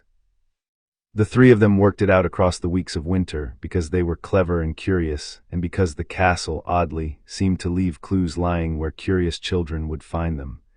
That was the part that troubled Harry most. Not the mystery itself, the great three-headed dog behind the painful death door, glimpsed once and never forgotten, the trapdoor under its paws, the rumor that Hagrid had collected something small and precious from a high-security vault at Gringotts on the very day that vault was broken into. The name Nicholas Flamel that Hermione ran to ground at last in a chocolate frog card, the only known maker of the Philosopher's Stone, which turned lead to gold and brewed the elixir of life. The mystery was solvable, and they solved it. What troubled Harry was how solvable it was, how the pieces seemed to drift toward 3 first years like leaves toward a drain. "It's too easy," he told the ring late in the empty common room with the fire low. "Hermione's brilliant, but a 1,000-year-old school shouldn't be this leaky. We're 11, we shouldn't be able to find any of this." "You are not finding it," said the ward. "You are being fed it. Consider air, a stone of immense power, removed from the safest bank in the world and brought to a school full of children. Why, GRINGOTTS was safer. The stone was not moved here to be hidden. It was moved here to be guarded behind a gauntlet, a dog, a trapdoor, a series of TRALS, each one set by a different teacher, each one solvable by a clever child. Ask who benefits from a trap dressed as a school mystery. Ask who would want a certain PROPHSID boy to be drawn, step by step, toward a final test. The headmaster is not hiding the stone from Tom Riddle, mother. He turned the words toward Lily now, both of them on the wire at once, the way it happened in the worst hours. He is using the stone as bait to draw Riddle out, and he is using the gauntlet to measure the boy the prophecy NAMED. He wants to know what Harry can do under pressure before the real war comes. He has built a safe little war for a child to practice on. That is the KINDESD reading. The KINDESD reading is still that he has wagered the air. Lily at her kitchen table 100 miles south set down the letter she had been holding and did not pick anything else up. Say it plainly, she said. All of it. I want to hear the whole shape before I decide what I'm going to do about it. The plain shape is this, said the ward. There is a remnant of Voldemort in the castle, riding a teacher, reaching for a stone that would restore him to a body. The headmaster knows this. The headmaster could end it in an hour. He is the greatest wizard alive, and a remnant wearing a stammering man is nothing to him. Instead, he has built a maze and baited it and left the clues where children find him, and he has done nothing to remove your son from the board, because your son on the board is the whole point. He is running an experiment. The subject of the experiment is Harry. There is one more piece, and it is the piece that may yet save us, the Watcher. SEVERUSSNAPE has worked out what the headmaster is doing, and he does not approve, and he has been shadowing the thing in the turban all term, refereeing its movements, standing between it and the air at every turn. The students think he is the villain. He is the only adult in that castle trying to take your son off the board instead of leaving him on it. He limps because the three-headed dog bit him when he went to check the trapdoor himself to see how far the trap had been built. He has told no one. He would die before he told you, but he keeps the oath he swore at your gate, mother, in a castle full of people who believe him a monster alone. Lily Potter sat in her quiet kitchen and looked at the 11-year-old list pinned to her wall, at the line that said let him be happy, and at her son's careful handwriting beside it, and she made the decision she had been circling for weeks, the decision she had hoped she would not have to make, the one that broke the careful architecture of every term she had agreed to. He wants to know what my son can do under pressure, she said softly. He's built a maze to measure him. He's left a Dark Lord's ghost loose in a school full of children to see how the prophecy boy performs. She stood. Then I think it's time Albus Dumbledore learned what the prophecy boy's mother can do under pressure. I've been one scream away for 11 years. I think I'll close the distance. She wrote 2 letters that night. The first was to Harry, and it said, I'm coming. Not to take you home. You've earned your place there, and I won't shame you by snatching you out of it like a frightened hen. I'm coming to the village to stand close. Because the thing that killed your father is in your school, and a great man has decided your danger is an acceptable price for his curiosity, and he is about to discover that he made his plans, as he always does, without consulting the one person who has never once lost a fight over your life. Keep the ring close. Keep your friends closer. Trust the Watcher, yes, even him, especially him. And if the trapdoor opens before I arrive, Harry, you do the family thing. You run toward the people you love. I'll be running too. We'll meet in the middle. We always do.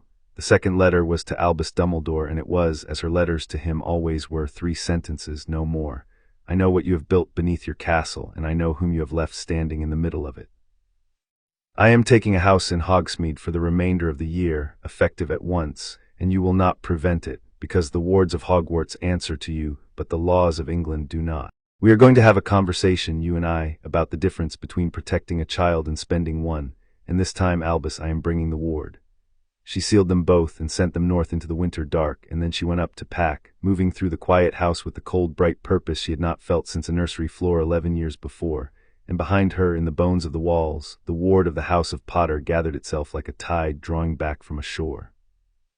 The bloodline goes to war, it said, almost gently, not with curses, with presence, with a mother where no mother was meant to be. The headmaster built his maze on the assumption that the boy would face it alone, as orphans do. He forgot, as he has forgotten from the beginning, the one variable he could never control. The boy is not alone. The boy has never once been alone, and he is coming.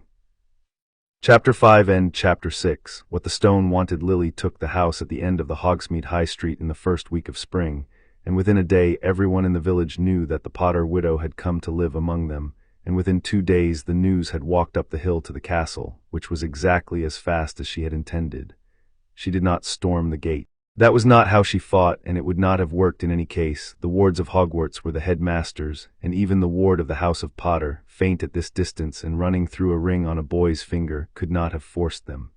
What she did instead was simpler and harder to answer. She was present.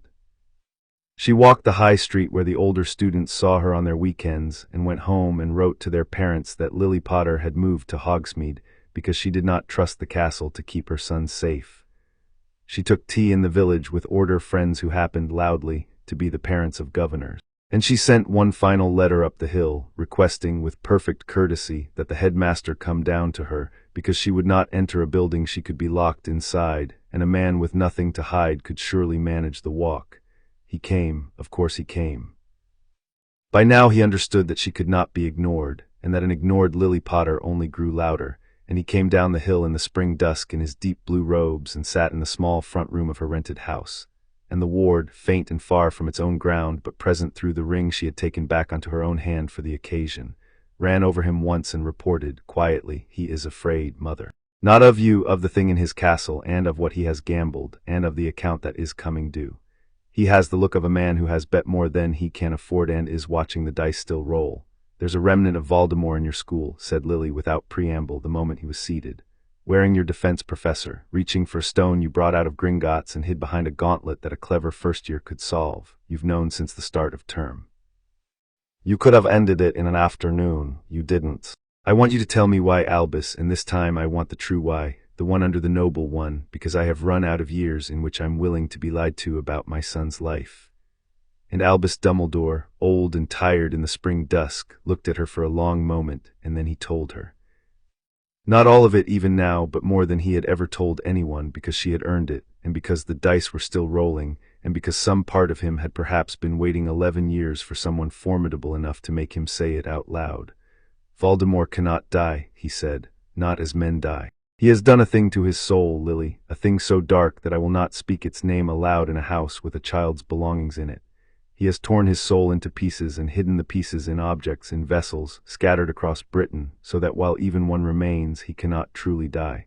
That is why he survived the night your son's protection destroyed his body. A fragment fled. It has spent 11 years as less than a ghost, and now it has found a host, and it has come to my school for the stone, because the elixir of life would give it back a body of its own." He drew a breath. "I have kept the stone here, and I have not destroyed the fragment, because I needed to know how it would behave, how it would reach, what it would do when it came near the one person in the world it most desires to kill. I needed to understand my enemy before the larger war, and the only place I could study him safely was here, where I am strongest, where I could control the conditions." His eyes did not flinch from hers. "Yes, I have used your son as the ground on which to study his enemy. I have told myself it was to protect him, in the end, in the great war to come. I am no longer certain the story I told myself was true. You have a way, Lily, of making my noble reasons sound like what they also are." The room was very quiet. Outside, the spring dusk deepened over Hogsmeade. "There's a piece of his soul in my son," said Lily. It was not a question. She had heard the shape of it under his words, the way she heard everything. "That's what you've never said, the scar, marked as his equal.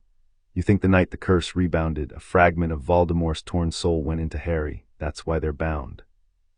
That's why neither can live while the other survives. You think my son is one of the vessels." Dumbledore closed his eyes. "I think it is possible," he said. "I have thought it for 11 years. It is the suspicion I would not share, because I did not know what a frightened mother might do with it, and because I myself did not know what could be done."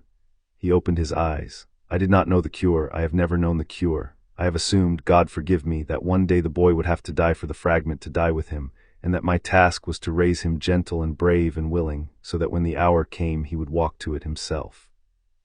That is the plan you have spent 11 years dismantling, Lily, brick by brick, without ever knowing its full and terrible shape. That is the boy I was trying to make, a boy who would lay himself down." Lily Potter sat in the small front room of her rented house and looked at the great and terrible old man who had planned, with the best intentions in the world, to raise her son as a lamb, and the thing that rose in her was not grief and was not even fury. It was certainty, cold and total, the same certainty that had stood its ground on a nursery floor 11 years before and refused to step aside. "No," she said, "just that. Number, I broke that plan the night I lived, and I'll break the rest of it now. My son is not a vessel to be emptied by dying. There is a cure, Albus, because I am going to find one, the way I have found a way through every locked door you have ever set in front of me. And I'll tell you how I know there's a cure." She leaned forward. Because the magic that saved us both that night wasn't the magic of death. Everyone keeps reaching for death. Your sacrifice must kill you. Your son must die for the fragment to die. You're all so certain the answer is a death. But the oldest magic in my walls is the magic of a parent who would burn the world before letting their child be made a tool, and it has never once asked anyone to die. It asked me to be willing. It let me live. Whatever is in my son's scar, it is sitting inside the single most loved child in Britain, anchored in a body the bloodline itself protects, and I will not believe that love that strong has no answer to a scrap of soul that strong. I'm going to find the answer, and you're going to help me, or you're going to get out of my way, but you are never again going to plan my son's death in the dark and call it mercy. The bloodline stands with the mother, said the ward, faint and far and absolutely certain. There is a cure, I do not yet know its shape, but a house that would not waste a willing mother will not waste a loved son. We will find it. Dumbledore looked from the woman to the air where the voice had been, and something in the old face that had been rigid for 11 years seemed at last to give. Then I will help you, he said quietly. It is, I find, a very great relief to be told no by someone I cannot defeat. I have not heard the word in a long time. I had forgotten how much I needed to. He rose. But Lily, the fragment in the castle is reaching for the stone tonight or tomorrow or the night after. The hosting body is failing. It will move soon, and when it moves, it will move toward Harry, because Harry is the thing it wants most in the world.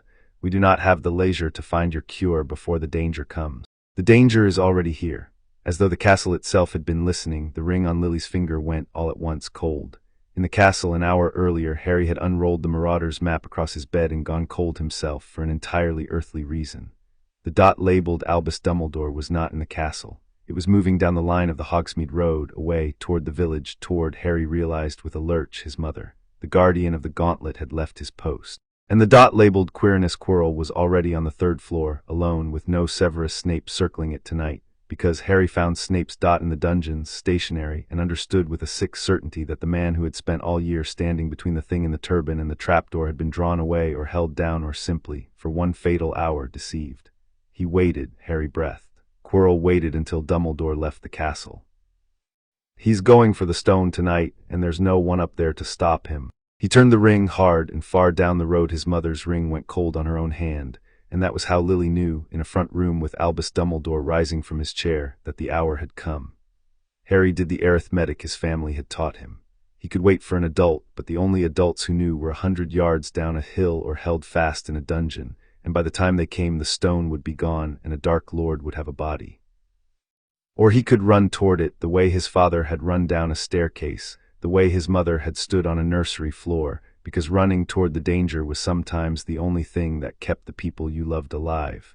He woke Ron. He woke Hermione. He told them everything in 90 seconds, and neither of them hesitated, because they were 11 and brave and his, and the 3 of them went up through the sleeping castle under James Potter's cloak with the map glowing in Harry's hand. He sent word ahead the only way he could. He turned the ring and held it in thought, as hard and clear as he had ever thought anything. The 3rd floor, the trapdoor, Quirrell's going for the stone, Dumbledore's gone, Snape's trapped were going down, and 100 yards away and falling further behind with every stride. His mother received it not in words but in the cold and the certainty, and she was already running. He's gone down, Lily said to Dumbledore, to the knight, to the ward, sprinting up the dark hill toward the castle with her wand lit and her cloak streaming. My son has gone down the trapdoor after a piece of Voldemort's soul, because the man who was supposed to guard it walked down a hill to argue with me. Albus, if your gauntlet kills my son tonight, there is no ward and no school and no power on this earth that will keep me off you. It will not kill him, Dumbledore said, keeping pace with a speed that belied his years, his own wand alight. The obstacles are designed to be passable. I built them to be passed, by a grown wizard or by a child you'd shaped for sacrifice. Not by my son and his 2 friends in the dark. Run, Albus. For once in your long life, run toward the thing instead of arranging it from a tower. They ran. Below the castle, beneath the trapdoor, the 3 of them fell into the dark and landed in something soft, and the something soft began at once to wind itself around their throats and chests with the slow, patient strength of a thing that had eaten before. Don't struggle, Hermione's voice came sharp through the dark. It's devil's snare, I read about it, struggling makes it tighten. It hates fire and light, it hates Harry the light, the dry warm light like a desert, and Harry, who had been raised by a woman who could make charms theory sing, threw a column of bluebell flame from his holly wand that drove the plant shrieking back into the walls, and the 3 of them dropped through to the stone floor below, gasping, alive. The next chamber was full of wings. 1,000 small flying keys swarmed the high ceiling, and a single old broomstick waited, and a heavy door stood locked, and Harry did not need Hermione to tell him this one was his. He kicked off from the floor on the old broom and went up into the storm of keys the way he had gone up after a remembrall and a snitch and his own survival, reckless and beautiful, and he had the broken-winged key in his fist and the door unlocked in under a minute, because a Potter on a broom was the hardest thing in the world to stop, and his mother had taught him that the day he was made seeker by being unable to fall. The third chamber was a chessboard, and the pieces were the height of men, and here it was Ron who stepped forward, Ron who saw the board the way he saw every board, 3 moves and then 10 moves and then the whole grim arithmetic of it at once. "It's a game," Ron said quietly. "We have to play across and we have to win," and he swallowed, "and one of us has to take the place of a piece, and I'm the best at chess, so it has to be me, and to win the game the knight I'm playing has to be taken. It's the only line. I've checked it 3 times. It's the only line." "No," said Harry. "Ron, no, there has to be another." "There isn't." Ron's voice shook and held. "Your mum teaches you to run toward the people you love, doesn't she? You told us on the train. Well, I love you, you mad pair, and the way I run toward you is I play the board, because it's the thing I'm best at in the whole world, and tonight it matters. Let me be good at the thing I'm good at, Harry, let me." He climbed onto the great stone knight. "When my piece gets taken, you run for the door and you don't look back and you don't stop for me, because I'll be fine. It's a sacrifice, not a death. The castle won't really. Promise me you'll keep going. Promise me." Harry promised because there was nothing else to do, and Ron Weasley played the most important game of wizard chess in the history of Hogwarts, 11 years old, white-faced and magnificent, and at the killing move he sent his own knight forward to be taken so that Harry could reach the king. And the great stone queen swept across the board and struck Ron's piece down, and Ron with it, in a crash of shattered stone, and Hermione screamed, and Harry kept his promise and did not stop. Because Ron had asked him not to, and the door swung open, and beyond it lay the last chamber and the cold green light, and the thing that had been waiting 11 years for him. Behind and above, 3 flights up and closing, a mother heard, through a ring gone colder still, the shape of her son passing alone through the final door, and she did not pray, because Lily Potter had never been a praying woman, but she ran as she had never run in her life, and the ward ran with her, gathering, reaching, stretching every thread of itself toward the boy at the bottom of the dark. The last chamber was cold, and at the center of it stood the Mirror of Erised, the same tall gold glass Harry had walked away from in November, brought down here to be the final lock on the final door. And in front of it, turning as Harry entered, stood Professor Quirrell, and there was nothing of the stammer left in him at all. "Potter," said Quirrell, and his voice had gone smooth and certain. "I wondered whether it would be you who came, or your mother, the famous Lily Potter who would not die. I confess I hoped for her, but the son will do, the son will do very well. You let Dumbledore leave," said Harry. He kept his voice level, the way his mother kept hers level when she was most dangerous, and he turned the ring once behind his back, steady. "I'm here, I'm alive, come. You waited all year for an hour when he'd be off the grounds. You drew him down the hill by using my mother as the bait. That's clever. You're not clever, though, are you? The thing wearing you is clever, you're just the coat it's wearing."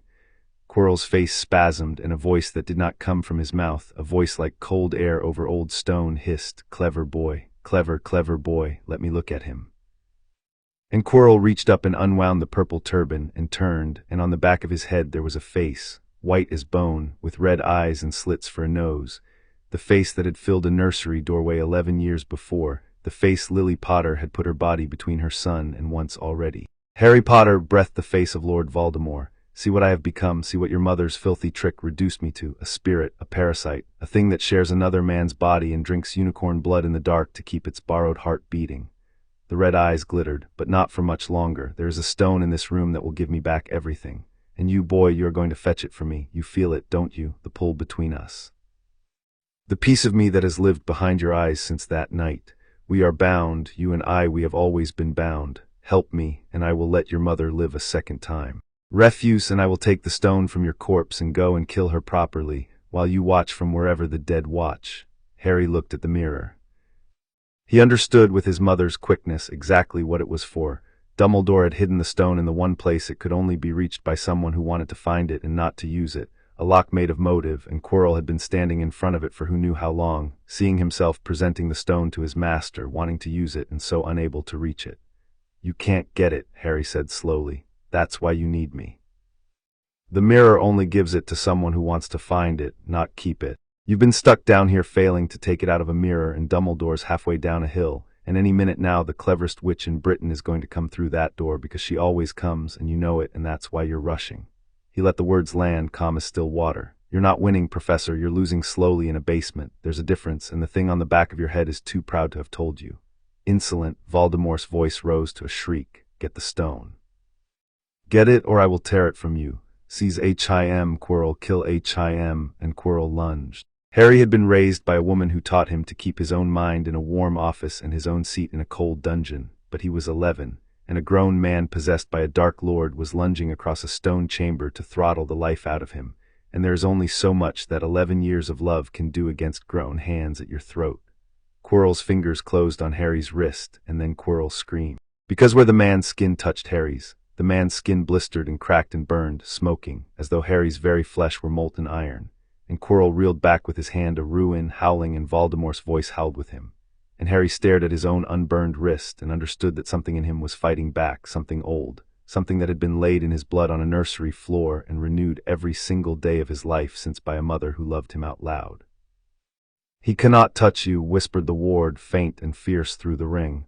"Do you feel air? The protection your mother gave you is not a thing of the past.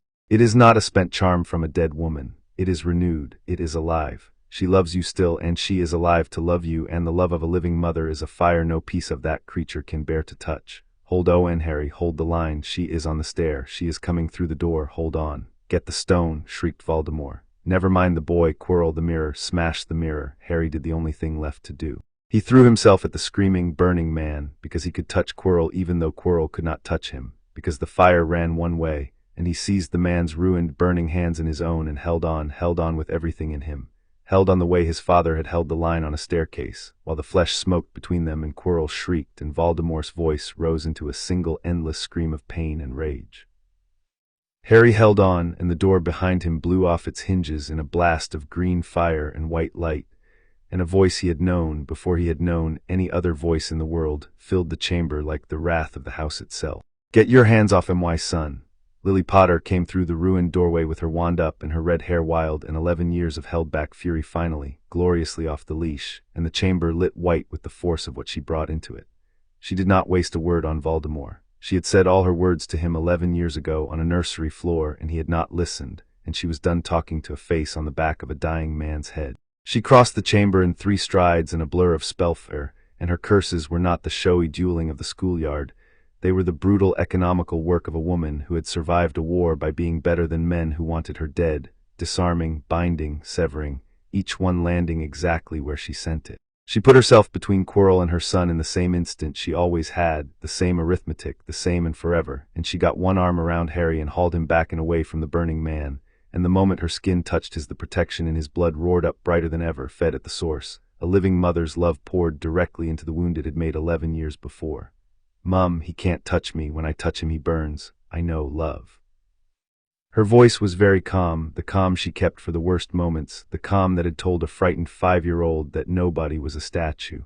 "That's me, that's us, that's 11 years of every single morning. Now get behind me and let your mother work." Quirrell came at them again because Voldemort drove him, screaming on the back of his skull, kill them both, the woman first, and Lily met him. She did not burn him with the blood magic, she did not need to. She fought him wand to ruined hand, and where he was a sick man hosting a parasite running on stolen unicorn blood, she was Lily Potter at the height of her power with her son at her back, and a 1,000-year-old ward stretched to its utmost reaching down through the castle to lend her what little it could at this depth, and it was not, in the end, a close thing at all. She broke his wand arm with a curse that cracked like a whip. She drove him back against the Mirror of Erised, and when Quirrell in his last desperation lunged not for her but past her, for Harry, for the boy whose touch was fire, Lily Potter did the thing she had been born to do twice now in one lifetime. She caught the Dark Lord's host by his burning hands and held him, mother's flesh against the thing that could not bear a mother's love, and she did not let go.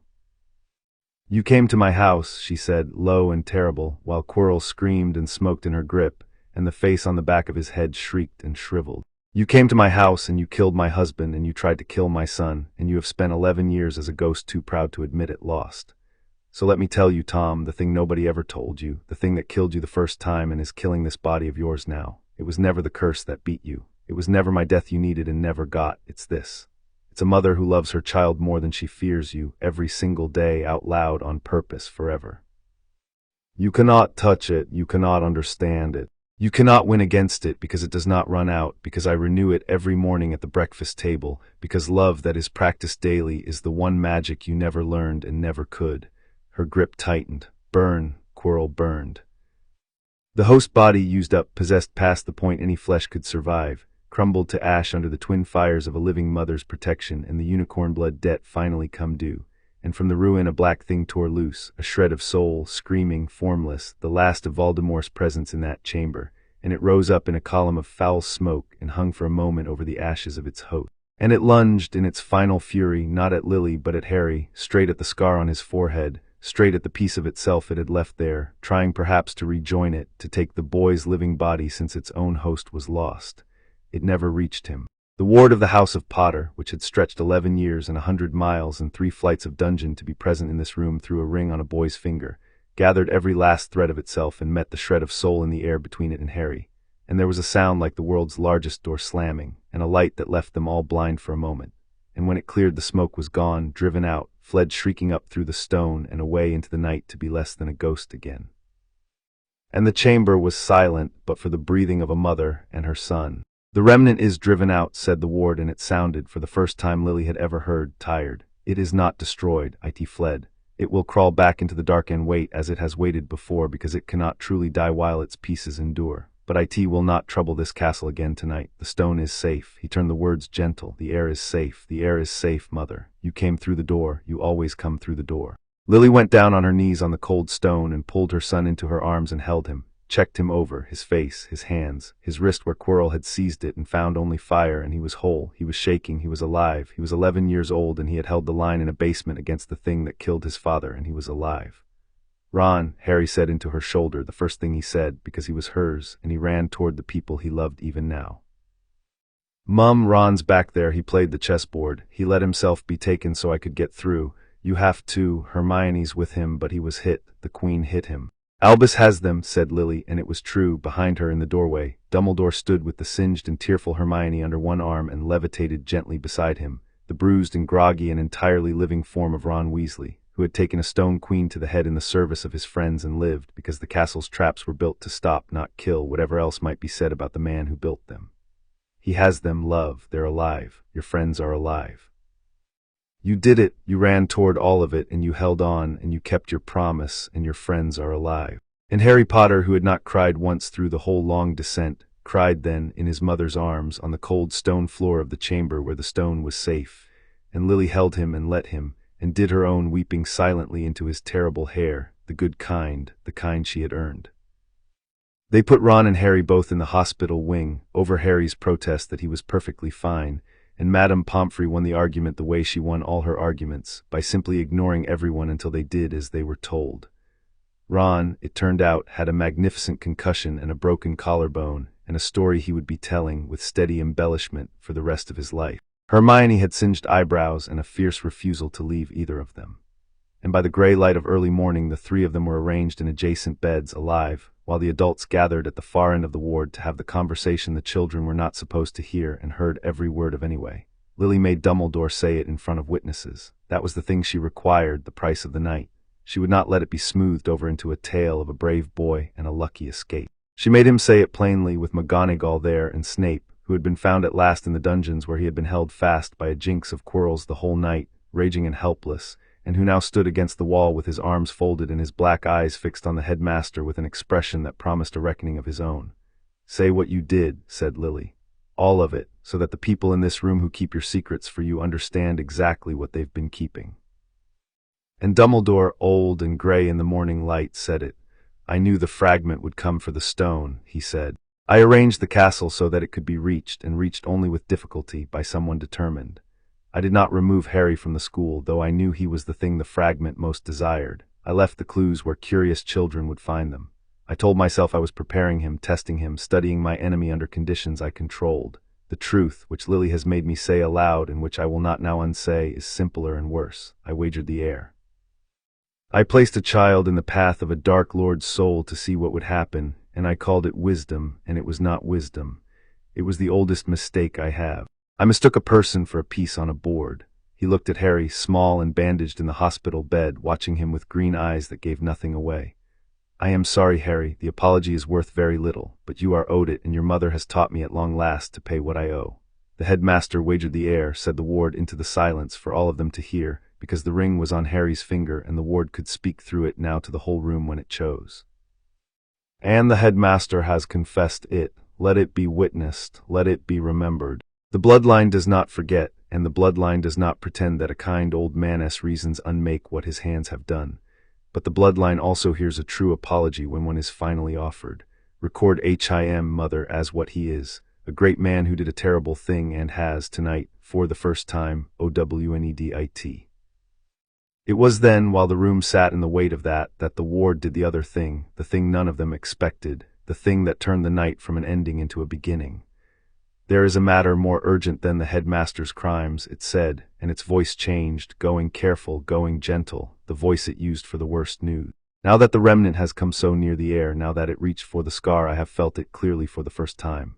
Mother, the headmaster's suspicion is true. There is a fragment of that creature's soul lodged behind the Erised scar. It has been there since the night I woke. It is sleeping, small, anchored. Tonight, when the great remnant came near, it stirred, and that is how I felt it, and I will not lie to the heir or to his mother about what lives in him. It is real. The hospital wing went very still. In his bed, Harry put his hand to the scar on his forehead slowly, and Lily crossed to him and took the hand and held it and looked, not afraid, but already working, already turning the problem over the way she had turned over every problem since a nursery floor. Albus thinks it means Harry has to die, she said to the room evenly. He's thought it for 11 years. He planned the whole of my son's life around making him willing to die. I want everyone here to hear me reject that completely, tonight, in front of witnesses, the same way I rejected his guardianship decree and his blood ward and his quiet little tests. She turned to the air where the voice had been. Ward. The fragment is sleeping, anchored small, inside the most loved and most protected child in Britain. Tell me the truth, not the easy truth, not the despairing one Albus reached for, the real one. Is there a way to take it out of him that does not take him with it? The ward was silent for a long moment. When it spoke with the slow care of a thing that has lived 1,000 years and learned to weigh its words. There is a way, it said. I did not know it until tonight, until I felt the fragment and felt what held it and felt what drove the greater remnant screaming from this room. The creature anchors its soul PICES in objects and in places by darkness, by death, by hate. That is the only glue ITKNOWS, but the peace in the air is not anchored in darkness. It is lodged in a child who has been loved out loud every day of his life, in a body the bloodline guards, behind a scar made by a mother's living sacrifice. It is the worst prison that creature ever made for a piece of itself, because it is the one place where its own glue will not hold. Love dissolves slowly. We need only do on purpose and with the old magic to guide what you have already been doing by accident for 11 years. We can drive it out, not with a death, with a homecoming. The cure, mother, is what it was always going to be in this house. The cure is love applied with ruthless precision, which is the only kind of love you have ever practiced. Lily Potter looked down at her son, at the scar, at the green eyes looking back at her with the dawning understanding that he was not, after all, a boy who had to die, and she smiled the smile she had learned from a man who ran down staircases without his wand. Then we'd better go home, she said, and get to work. Chapter 6 and Chapter 7. Bloodline. The reckoning with Albus Dumbledore did not happen in the Wizengamot in the end, though Lily had the power to make it happen there, and everyone knew it. She thought about it for a long time. She had the witnesses, the confession, the ward's testimony, the broken collarbone of an 11-year-old who had taken a stone queen to the head because a great man left a dark lord loose in a school. She could have stood up in open session with Harry beside her and ended Albus Dumbledore's career in an afternoon, stripped him of his titles, the chief warlock's seat, the supreme mugwump's chain, the headmastership he loved more than he had ever loved any person. The wizarding world would have believed her. The wizarding world believed Lily Potter about most things by then. She chose not to. And she explained the choice to Harry on the train home because she explained all her choices to him, because that was how you raised a person who could make his own. I could break him, she said, completely, and part of me wants to, the part that watched you cry on a stone floor, but here's the thing I keep coming back to, love. If I destroy Albus Dumbledore, who replaces him? At the school, at the ministry, at the head of the fight that's coming when Voldemort finds his way back, some smaller, meaner man. Someone with all of Albus's appetite for control and none of his guilt about it. Albus, at least, can be shamed. He proved that in the hospital wing. Man who can be shamed can be steered, and a man who can be steered is more use to me alive and humbled than destroyed and replaced by someone I can't reach. She watched the countryside slide past the window. That's not mercy exactly, it's strategy. But there's a little mercy in it too, and I'm not ashamed of the mercy. He loved your father. He loves you in his bent and frightened way. He did a monstrous thing for reasons he believed were good, and he spent one night finally knowing it was monstrous. I'd rather have that man owing me a debt than have his job handed to a stranger. So she did not break him in public. What she did instead was quieter and, the ward observed, far more complete. She extracted terms, in writing, witnessed by Mcgonagall and Snape and a governor or two who had heard enough rumors to be useful. The headmaster would, going forward, disclose every danger to the parents of his students, in writing the moment it was known. He would set no more tests, lay no more traps, run no more experiments on children. He would share with Lily Potter, fully and without editing, everything he knew or suspected about Voldemort, the Horcruxes, the prophecy, all of it, because the war against that creature would be fought from now on as a partnership of equals and not as one old man's secret game. And he would understand permanently that Harry Potter was not his to shape, his to test, his to spend. He signed. He signed it all, and at the bottom, beneath his name in his own hand, he wrote a line that was not required of him. I have been a builder of useful orphans for a long time. Thank you, Lily, for refusing to give me another. Mcgonagall, reading over his shoulder, had to look away. The headmaster is bound, the ward told Lily that night with deep satisfaction. Not by my magic, by his own signature and his own shame, which are stronger chains than any I could lay. The last door is closed, mother. The guardianship, the vaults, the blood ward, the tests, the school itself, every path by which he might have owned the heir is shut, and the man who built them has signed each one closed with his own hand. You have done it. 11 years, and you have done it. The heir is free of him entirely. Not quite entirely, said Lily. There's still a piece of his enemy in my son's head. Free isn't free while that's true. Then, said the ward, let us make him free of that too. The summer is long, the house is ready. And I have waited 1,000 years to do a thing no ward of any house has ever done, which is not to guard a child, but to heal one. They went home to Potter Place in the long gold light of June, and Harry walked through the wrought iron gate that knew his blood, and the dust sheets that were no longer there exhaled anyway out of habit, and the portraits on the stairs turned to watch him pass, taller than they remembered, a boy who had gone down a trapdoor and held the line and come home. The old woman in Tudor dress with the hawk on her wrist inclined her painted head to him, the way she had to a baby 12 years before, and Harry, who had grown up in this house and found nothing strange in it, bowed back.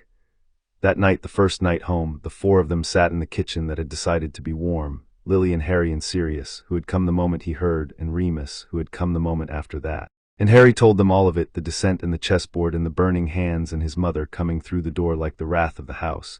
And Sirius laughed and swore and pounded the table, and Remus went pale at the right places, and at the end of it Sirius reached across and gripped Harry's shoulder and said, Rough, your dad would be unbearable, you know that, he'd be the worst. A marauder at 11, holding the line in a basement.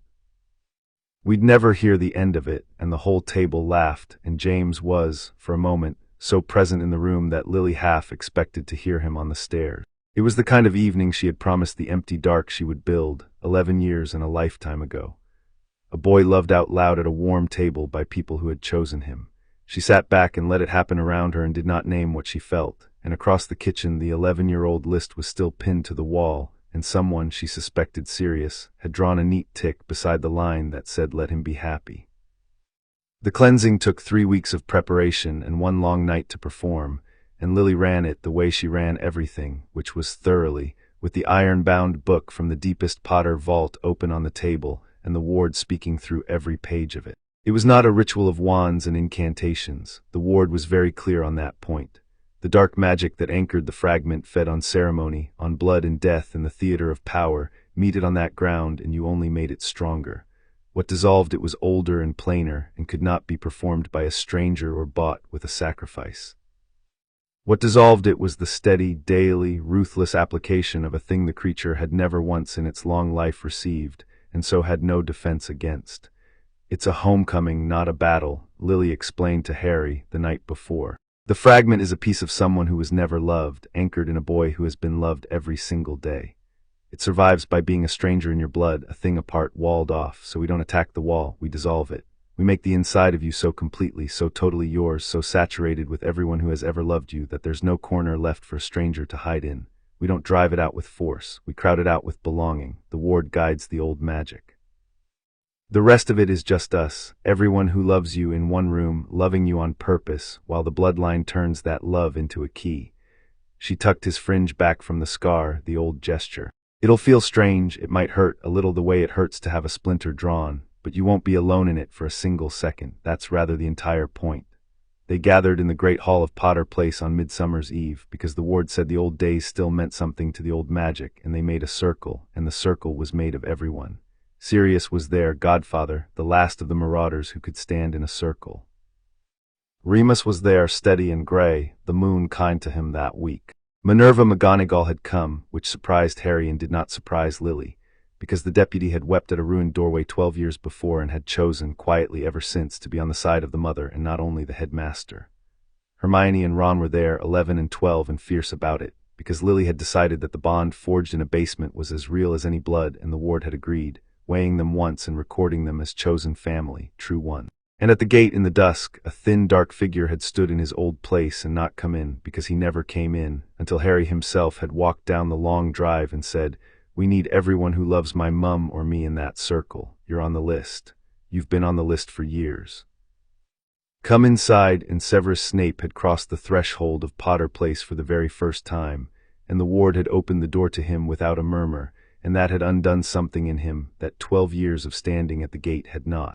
Lily set Harry in the center of the circle, and she knelt before him with the iron-bound book and her wand laid flat across her open palms, not raised, because this was not a thing you aimed, and she began. She did not chant, she talked.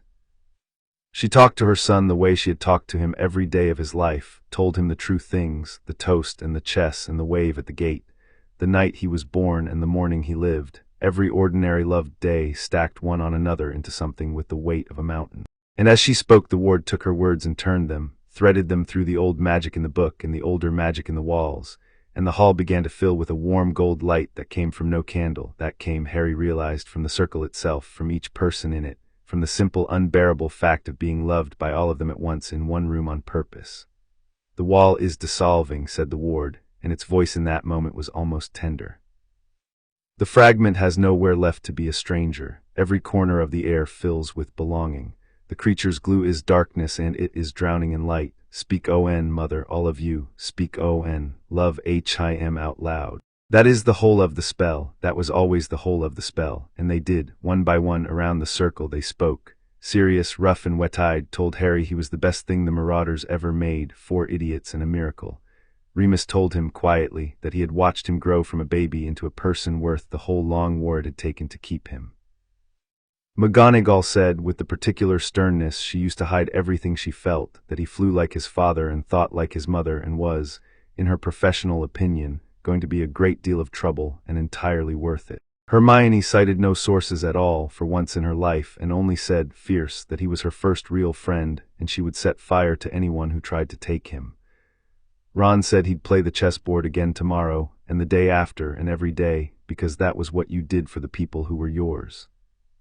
And Severus Snape, who had not spoken a tender word aloud in 15 years, looked at the boy with his mother's eyes standing in a circle of gold light and said, low and cracked, "You have her capacity. To see the whole person, to love out loud. I spent my life believing that capacity was a weakness, and your mother was the proof I was wrong, and you are the proof again, and I am glad to have lived to see it." And the threshold he had crossed that night and the word glad he had not used in a decade did more to dissolve the last dark corner than any spell in the iron-bound book. The fragment came out at the turn of midnight. It did not come out screaming, the way the greater remnant had fled the dungeon. It had nowhere to flee to and no glue to cling with, and so it simply quietly dissolved, a thin black thread of something rising from the scar on Harry's forehead and unraveling in the gold light, thinner and thinner, until it was a wisp, until it was a shadow of a wisp, until it was nothing at all, gone, drowned in belonging, the last piece of Lord Voldemort that had lived behind a loved boy's eyes for 12 years, undone not by death, not by sacrifice, but by an entire family standing in a circle and refusing to let one corner of him go unloved. Harry gasped once and put his hand to his forehead, and when he took it away the scar was still there, faint and silver now, a fact about a feather and nothing more, healed at last into only a mark.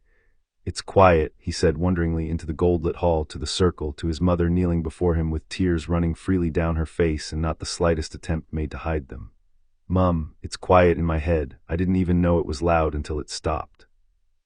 The fragment is gone, said the ward into the silence, and there was something in the ancient voice that none of them had ever heard, something that might, after 1,000 years, have been wonder. The air is clean. No piece of that creature remains in him. I have guarded this bloodline since before your school was built, and I have never once in all that time healed instead of guarded. Thank you, all of you, for teaching an old ward a new thing on a midsummer night. There was, of course, more of the creature in the world. The fragment behind Harry's scar had been one piece of a soul torn into many, and the others were out there still, hidden in objects and places, anchoring a shred of a dark lord to the living world, waiting. The war was not over. It had only, for the first time, been understood. But it was understood now by the right people in the right order, and that changed everything. Dumbledore kept his word, the word Lily had taken from him in writing. He came to Potter Place that July, admitted past a gate that had once refused him, and he sat at the warm kitchen table and laid out, fully and without editing for the first time in his long life, everything he knew and everything he guessed about Tom Riddle's soul. A diary, a ring, a cup, a locket, a diadem, perhaps, objects of meaning to a man who had loved nothing but power and the symbols of it. He had suspected for years. He had hunted alone in secret, sharing nothing, because that was the only way he had ever known how to fight. And that, said Lily when he had finished, is exactly why you've been losing. Not losing battles, losing time. You've spent a decade hunting these things one at a time, alone, telling no one because you can't help yourself, because secrets are the only currency you trust. Meanwhile, they sit out there anchoring him, and he creeps closer to a body every year, and the one person who might have helped you was being raised, by your own design, to die at the end of it instead of fight. She spread her hands on the table. We're doing it differently now, all of it. We pool what we know. We hunt them together, you and me and the ward, which can feel that creature's soul magic better than any instrument you own, as it proved in a dungeon. We bring in the people we trust, and we move fast, and we destroy every piece before he can find his way back to a body. And we do it as equals in the light, with my son protected and educated and free, not groomed for a grave. Those are the terms. They were always going to be the terms. You just took 11 years and a basement to agree to them. I am agreeing to them now, said Dumbledore, and the old face had something in it that had not been there in the morning room 12 years before. Not defeat, relief. The relief of a man who has carried a thing alone for too long and been, at last, made to set half of it down. I have been the cleverest man in every room I have entered for 100 years, Lily, and it has been the loneliest way to live and the most dangerous, because no one could ever tell me I was wrong. You do, constantly. A flicker of the old twinkle, tired but real. I find to my considerable surprise that I have come to rely upon it. The ward, weighing him as it weighed everyone, recorded the change. The headmaster is altered, it told Lily that night. Not made good, he was never simply bad, but made honest, which is rarer and more useful. He will not manipulate the air again, not because he cannot. Because he has felt, for the first time in a century, what it is to be stopped by someone who loves the thing he would have used, and he has found he prefers it. Keep him close, mother. A honest Dumbledore is the best weapon in Britain, and he is, at last, yours. As for Peter Pettigrew, the matter closed itself before the summer was out, in a manner Sirius found deeply unsatisfying and Lily found exactly fitting. The rat had spent 12 years hidden as a rat, and a creature that hides as vermin eventually gets treated as vermin. He was run to ground at last, not by horrors or by vengeance, but by an ordinary cat in an ordinary garden 3 counties away. And in the panic of the chase, he was forced to transform in front of witnesses, and a dozen wands were on him before he could squeak. He went to Azkaban for the murder of 12 Muggles and the betrayal of the Potters, and he wept and groveled and begged, and Sirius, who had dreamed of that moment for 12 years, found when it came that he did not much want to watch, and went home instead to Potter Place to play Exploding Snap with his godson, which was, he said afterward, a far better use of an afternoon than hating a rat. You were right, he told Lily that evening, watching Harry cheat outrageously at cards and laugh. Years ago, the night it all happened. You told me not to chase him, to let the truth do the work, to choose this. He gestured at the warm kitchen, the laughing boy, the whole improbable life over revenge. I didn't believe you. I thought a man had to burn for James. And here's Peter burning finally, and it turns out I'd rather be here. You knew that 12 years before I did. I didn't know it, said Lily. I hoped it. There's a difference, and the difference is everything, and it's the only kind of brave I've ever really trusted. You hope the people you love into being the people they can be, and then you build them a life worth choosing over the fire, and you hope they choose it. She watched her son sweep the cards triumphantly off the table. He chose it. You chose it. That's the whole of what I've been doing for 12 years, Sirius, hoping out loud every day on purpose. It turns out to be the strongest magic there is, stronger than the killing curse. I have it on very old authority.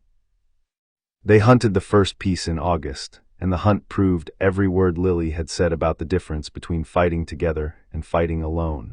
Dumbledore had found it years before and never told a soul. A ring, hidden in the ruin of a shack in a Yorkshire valley, the last relic of the squalid family that had produced Tom Riddle's mother. He had known where it was. He had been on the very point, more than once, of going to fetch it himself, alone, in secret, the only way he knew how to do anything. And he confessed at the kitchen table at Potter Place, with the ward listening, that there was something about the ring he could not name, a pull, a wanting, the same wanting he had carried his whole long life for a thing he would not discuss, and that he had always intended to face it by himself. "You would have died," said the ward flatly, the moment he described it. It did not soften the words. "The ring carries a curse, old man, a death curse bound into it, waiting for the first hand that reaches for it in desire rather than in caution. And you desire it. I can feel the want in you from here, the old grief you will not name, the thing you hoped that ring might give back to you. Had you gone alone, you would have put it on because you would not have been able to stop yourself, and the curse would have taken your hand and then your life slowly over a year, and you would have told no one until it was too late, because telling no one is the only way you know. That is what secrecy buys, headmaster. A lonely death from a curse a second person would have seen at a glance. The color had gone out of Dumbledore's face. You can feel that, he said, from here, the curse and the want. It feels the whole person, said Lily quietly. It's been doing it to everyone who comes near my son for 12 years. It's how I knew which of my husband's friends to trust and which gifts to burn. She looked at the old man with something that was not quite kindness and not quite pity. You were going to go and put on a cursed ring to chase a grief you've never told anyone about, weren't you? Alone. And it would have killed you, and we'd have lost the one mind in Britain that knows where the other pieces are, and you'd have called it a calculated risk. This is why we do it together now, Albus, not because I don't trust you, because you don't survive yourself. They went to the Valley 3 together, Lily, Dumbledore, and the ward riding in the old signet ring on Lily's hand, because the ward could not leave the Bloodline's ground in any strength, but it could see through the ring, and seeing at this work was everything. Sirius came too, and stood guard at the mouth of the valley with his wand drawn and his usual objection to being left as the lookout, because someone had to watch the road, and Lily would trust no one else to watch her back. The shack was a ruin of black timber and broken glass, and the air around it was wrong, thick with old magic gone sour, and Dumbledore stopped at the threshold with his hand half raised and a look on his face that Lily did not like at all, the look of a man being called by name from inside a dark house. "It's speaking to me," he said softly. "It says it can give me, it knows what I want. It says I have only to take it up and put it on and I will see." His hand drifted toward the doorway. "My sister, it says I will see Ariana, that I can tell her I'm sorry, that I can, Albus." Lily's voice cracked across the valley like a whip. "Stop, look at me, it's lying. That's the whole trick of the thing. It finds the grief you'd give anything to undo, and it offers to sell it back to you, and the price is your life. You taught my son's school that the dead don't come back. You hid the Mirror of Erised away because you knew what it does to a man to sit in front of his heart's desire. This is the same magic with a curse in it. The ring cannot give you your sister. Nothing can. You know this, you've always known this. Say it." For a long moment Dumbledore stood with his hand outstretched toward the ruined door and his whole century of loneliness pulling him forward, and Lily watched the war on the old face and did not reach for him because the ward had told her he had to choose it himself, that a man dragged from a temptation only returns to it later alone. "The ring cannot give me my sister," Dumbledore said at last, and his voice shook and his hand came down.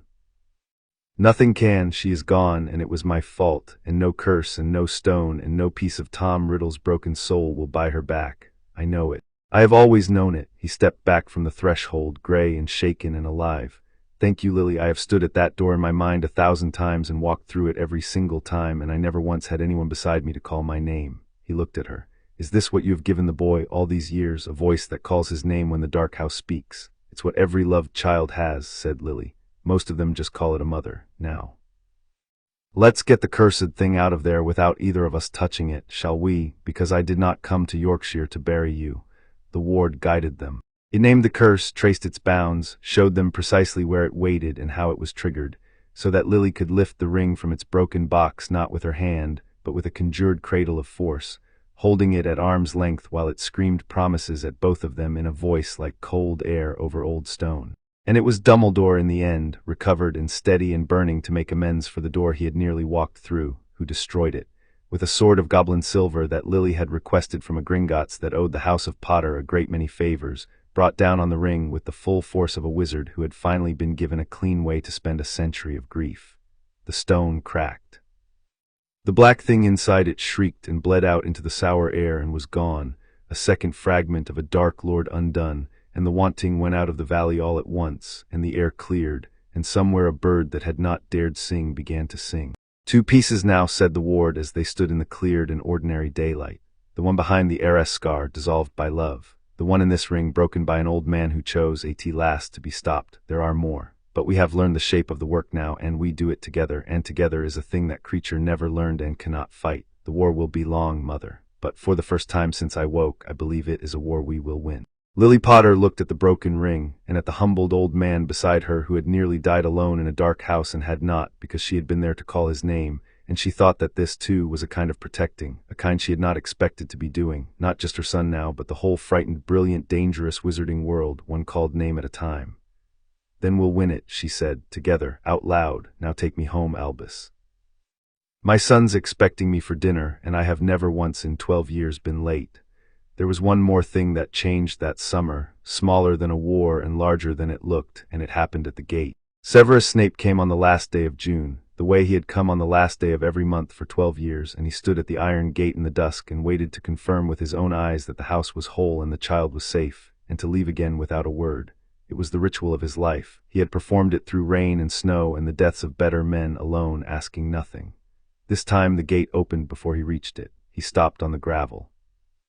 The ward, which had admitted him once, on a midsummer night, to stand in a circle of people who loved the boy, spoke to him directly for the first time in 12 years of watching. "The threshold is open to you, watcher," it said, "not for one night, not for a ritual. The mother has asked it, and the heir has asked it, and I have weighed you 12 years at this gate and found the same answer every month. You may come in. You have earned the right to stop standing in the cold." Snape did not move for a long moment.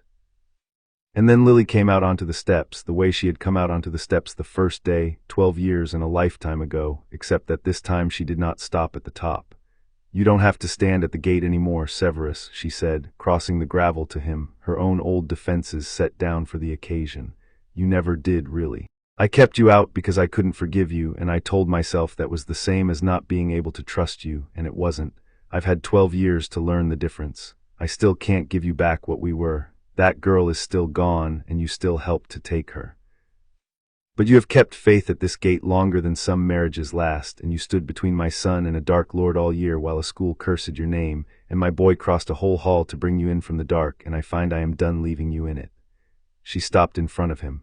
"Come in for supper, not as my friend, as what the ward calls you, a watcher of the house, a true one. There's a place at the table, and there has been for a while, and it's foolish to keep a man standing at a gate when there's a chair with his name on it."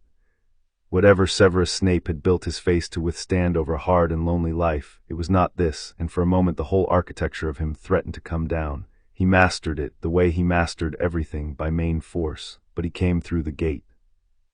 He crossed the gravel and climbed the steps and entered the House of Potter as a guest and not a sentinel, and Harry, in the doorway, said only, "About time. The ward's been saving you a chair for a month," and Snape made a sound that in a less guarded man might have been a laugh. He did not become family, exactly. Some breaches do not close all the way, and Lily would not pretend otherwise because she did not lie, least of all to herself. But he came to supper after that more often than not, and he and Lily argued about potions theory the way they had argued as children behind the mill, and he taught Harry things no textbook held. And slowly, across the years that followed, the gate stopped being the edge of his life and became merely a gate, a thing you walked through on your way to a warm kitchen, which is all a gate was ever meant to be. The watcher comes inside, the ward noted that first evening, with the quiet satisfaction of an old thing that has seen a long account finally settled. 12 years at the gate, and now a chair at the table. The bloodline keeps a long memory, mother, 4 wrongs and 4 faithfulness both, and tonight it records the second. The rest of that summer was the kind that a person remembers in old age as the time before everything got complicated again, the long gold lull between one war and the next, when the work of hunting a Dark Lord's scattered soul could be set down for whole afternoons at a time in favor of more important things. There were a great many more important things. There was teaching Hermione to fly, which she approached as she approached everything, with research and a list of safety precautions and a stubborn refusal to admit she was terrified. Until the afternoon she finally let go of the ground and laughed out loud at the sky and forgot every precaution she had ever read. There was Ron's entire enormous family descending on Potter Place for a week in August, red-haired and loud and warm, the twins setting off something explosive in the East Garden that the ward indulged because it judged correctly that the air was happy. There were letters to write and brooms to service, and a whole next year of Hogwarts to look forward to, with friends now, with a place now, with a mother only ever an owl and a turned ring away. And there was, on the last evening before the long summer began to turn toward autumn, a quiet moment on the front steps of Potter Place where it had all started, where a widow of one night had once stood with her child on her hip and laid out terms to the deputy headmistress of Hogwarts. Lily sat on the warm stone with a cup of tea going pleasantly cold in her hands, and her son sat beside her, taller than he had any right to be, watching the sun go down over the Welsh hills. "Can I ask you something?" Harry said, "and will you tell me the truth, because you always tell me the truth? Always. That night, when you stood in front of the cot, the ward says you were willing to die, that the whole thing only worked because you really meant it all the way down, no part of you holding back." He turned to look at her, green eyes on green eyes. "Were you scared like Dad? You always said Dad was brave because he was scared and ran toward us anyway. Were you scared too?" Lily was quiet for a moment, looking out at the hills at the last of the light. "I was past scared," she said at last. "There's a place past scared, Harry, that you reach when the thing you love is behind you and the thing that wants to kill it is in front of you. It's very quiet there. It's the quietest I've ever been. I wasn't brave the way your father was brave, all fire and motion. I was brave the way a wall is brave. I just decided I was the thing standing between you and the dark, and that I would go on being that thing for exactly as long as it took, and then a little longer, and then forever if forever was what it cost." She set down the cold tea. "And it turned out forever was what it cost, and forever was what I was willing to pay, and that willingness was the whole of the magic. The oldest magic there is, not the dying, the willingness. I'd have given anything. The house heard me mean it, and it decided that a mother who'd give anything ought to be given the one thing she wanted, which was you alive and her alive to raise you." She reached over and tucked his fringe back from the faint silver scar, the old gesture, the 10,000th time. "So no, love, I wasn't scared at the end, I was certain. You're the thing I'm certain of, you always have been. You're the easiest decision I've ever made, and the only one I've never once doubted." Harry leaned his head against her shoulder, 11 going on 12, too big for it and doing it anyway, and the two of them sat in the last of the light on the steps of the house that had held them both, and neither of them said anything for a while, because some moments do not need words, and a mother and her son had learned, between them over 12 years, exactly which ones those were. And in the warm stone of the house, in the merit of the walls, in the blood that ran between them like a wire that would never now be cut, the ward of the House of Potter looked at the mother and the son on the steps in the gold light, and at the long war still waiting and the family ready to fight it together, and at the boy who had grown up loved out loud every single day exactly as his mother had promised the empty dark 12 years before, and it spoke one last time that evening. Quiet and clipped and certain, the way it always spoke, with the difference that this time what it reported was not an intrusion to be repelled or a threat to be named, but simply, at long last, the truth of the thing. "The headmaster is bound, the remnant is driven out, the fragment is dissolved. No hand but the heir's own guides the heir's life. The long work is not finished, but the house is whole, and the mother lives, and the child is loved, and these are the things I was laid down to protect 1,000 years ago, by a parent who could not bear a world in which his child might be OWNED. Bloodline secure, heir free." And then, after a pause, in a register Lily had never heard the ancient voice use, softer than a notification, almost like a thing a person might say, "Well done, mother. The first of your line who built me would have been proud to call you blood. So I think would the boy's father who ran down a staircase without his wand. Rest now, the gate is watched, I have the night."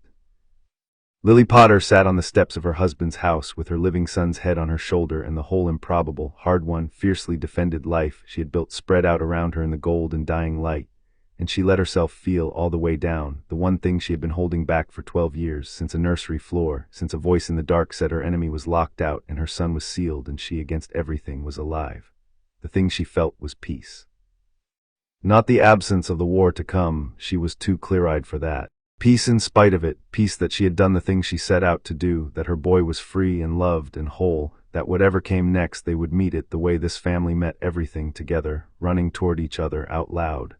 She finished her cold tea. She kissed the top of her son's untidy head. And as the last light went off the hills and the old house settled warm and watchful around them for the night, Lily Potter held her child and was not afraid of the dark, and was not alone, and never would be again. Chapter 7 End.